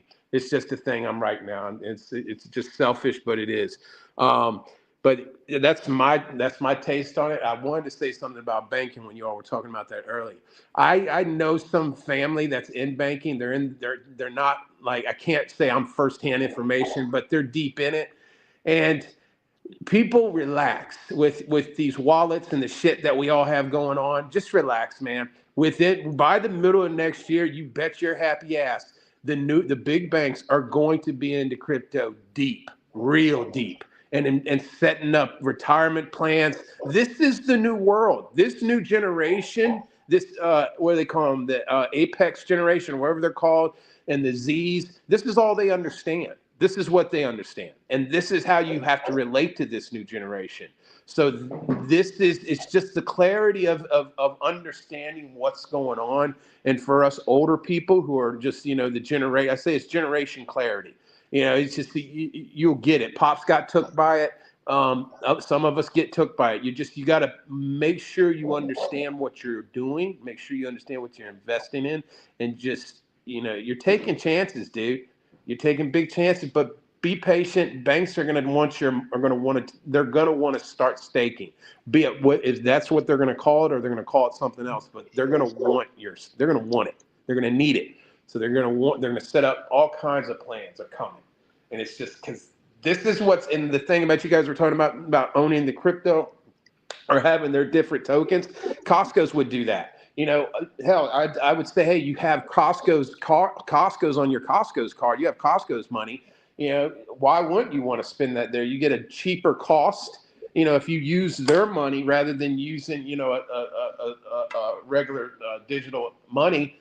It is what it is. And one thing I need to get people straight here, CBDCs are coming. Whether people want to believe it or not, they're coming. And they're not federal.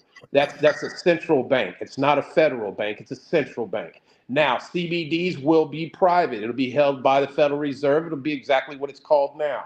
But that's coming. Whether people want to like it or not, the Genius Act, it's coming. And it's going to get backdoored in. And you're not backdoored in, it's going to be forced in. And because Trump is your president, he will pacify the people saying that it has to happen, be it if there's a crash that's going to happen here soon or whatever. That'll be part of the wake up coming back. We have to establish this new CBD system in order to safen the money system of the American people. And this has to happen. Tough shit. So it's and all of us will say, all right, fuck it, we'll do it. But people who are decentralized and are able to separate from that will be the wealth of that new system. We're going to be the ones holding we're going to have the big balls, the big titties, whatever you want to refer to as the ones that got it. So as long as you're holding your own, you'll be able to come to and fro the CBD system. You'll come in and out money wise. You'll be able to. And that was 10 Minute Sauce, brought to you by XRP Plumbing. We're at the 3-hour mark. I just let y'all listen. That was a mic drop. That was good, bro. Yeah, we're done. Let's get out of here. Shout out to Tank, bad. bro. I want to give Tank a shout out. 99.9% can't afford 50,000 XRP or XLM. If you're late to the party, just buy as much as possible ASAP. Yeah. Amen, brother. Amen, Tank. And if you have 500, be long. You know what I'm saying? If you have 1,000, you can't give up 500 at $10, bro. You gotta. And hey, Apex. Congratulations on getting on your own generation here, your Apex generation. Congratulations. Apex is not the Apex generation. Apex is a millennial. Apex is man. Yeah. So yeah, man. I nothing against the younger generation, but I wear the millennial hat proud. Amen. Yeah. Without further ado, we're going to end this. We love you. We hope you have a great Sunday. If you guys want to throw down for Papa, one last shout out for Papa. There's his XRP address. He lost his bags a couple of weeks ago, and we're trying to get him back on board before we moon. We love you guys. If you can throw down, we appreciate it. If you can't, it's okay. Thank you very much. Also, love you guys. Thank you. Yep, we're coming back. Papa, you got work to do. We're coming back tomorrow. Get that We got Bluminati Nights tomorrow night, and then Tuesday night we have XRP Boardroom on this channel, Uncle Buster XRP on YouTube. Hit subscribe, hit like. Any last words, gentlemen? Shout out to Apex, man. Thanks for coming on, bro. That was cool. Hey, thanks for having me. It's always fun being with you guys. Sorry I'm not on as frequently as I can, but hopefully That's I all get good, bro. we hit moon soon, and I can do with what I want with my time a little bit more. You know what I mean? Hell yeah. Hell yeah. All right, everyone, have a great day, and we'll catch you on the flip. Later. Love you guys. Knew it would happen and we told you. We told you. We told you. We knew it would happen and we told you. We told you. We told you. We knew it would happen and we told you. We told you. We told you. We knew it would happen and we told you. We told you. We told you. We knew it would happen and we told you. We told you. We told you. We knew it would happen and we told you. We told you. We told you. I told my boss I put my 2 weeks on feeling bullish. Never coming back, I got gains, I'm doing it. I'm through with this. I started saving up and I started getting bags. Now I'm stupid rich. I'm stupid rich. CNBC, CNN said we hooligans. Who was them? Another party on the moon again. It was closer than sooner than. I'm sorry that you missed it, I'm sorry that you missed it. James Rule got a shirt and it says I told you so. I didn't mean to say it, but I told you so. They tried to shake us out, but we couldn't let you go. Got you occupied, don't want you to know. I hope you got a hold, please enjoy the show. Bagman, Moon Commander, gotta go. We're the new family all across the globe. Jump inside the mothership, now it's time to roll. You know how many faces would melt? Do you know how many people would look at you and go, wow, you're just lucky. You're just lucky. Yeah, you told me about it, but hey, you're just what? I told you so. We knew it would happen and we told you. We told you. We told you. We knew it would happen and we told you. We told you. We told you. We knew it would happen and we told you. We told you. We told you. We knew it would happen and we told you. We told you. We told you. We knew it would happen and we told you. We told you. We told you. We knew it would happen and we told you. We told you. We told you. Hey, I got a new shirt and it says that I'm ghost. Top hat on with the bagman coat. Pimpin' in the cane, plus I found all the gold. And your friend still is a no-show. Not participating, so enjoy the show. You try to help them out, but they just don't wanna know. Now they watching for the sky like a fireworks show. The 1% fam, now we all ghost. I know you probably told some friends, but they not listening. That's too bad for them, cause now there's no getting in. I found the switch now and Bagman flipping it. Brace yourself, this was all a show, now it's finally sinking in. We headed to the top, no more looking at your watch clock. Tell your boss that you're bullish, F off. Cause we stupid rich, we stupid rich, we stupid rich. We knew it would happen and we told you. We told you. We told you. We knew it would happen and we told you. We told you. We told you. That's what you need to tell them. My t-shirt, XRP, I told you so. Ben Franklin here. I was playing with my kite in a lightning storm and ended up in the present-day, crime-ridden capital. Let's check on the state of this filthy shithole. So how many people in government now? At least 3 million if you don't count the military, and we're pretty much always hiring. Dude, what the fuck? But you have spending under control? No, once we're elected, we don't give a shit about that. We're 36 trillion in debt and rising. Bro, I didn't even know numbers even went that high. How can you spend that much on the gold standard? We got rid of that silly idea over 50 years ago. Science has proven that money isn't real and anyone can just print it. What's up with England now? How's the king? Well, they have a new king now named Muhammad. Oh, man, sucks to suck. What are you guys paying taxes nowadays? Shit, man, between income, property, and sales tax, it's like 30 to 40%. Yeah, you lost me at income tax. Why haven't you guys used the Second Amendment to start a new government? Yeah. Because they have nukes and a massive militarized police force. Okay, not what we planned. Wait, so let me get this straight. You guys vote now? Well, guys, the government is unrecognizable. Congress is now a massive nursing home where dementia patients manage all your money. Good luck. Flip that switch. We're coming for that top spot.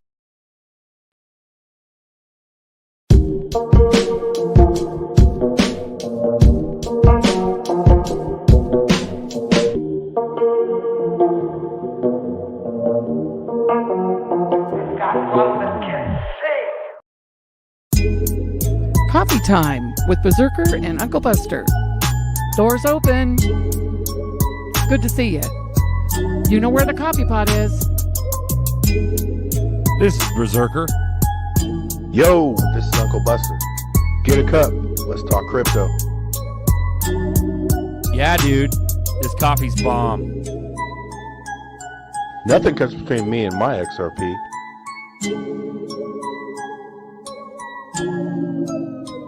All in.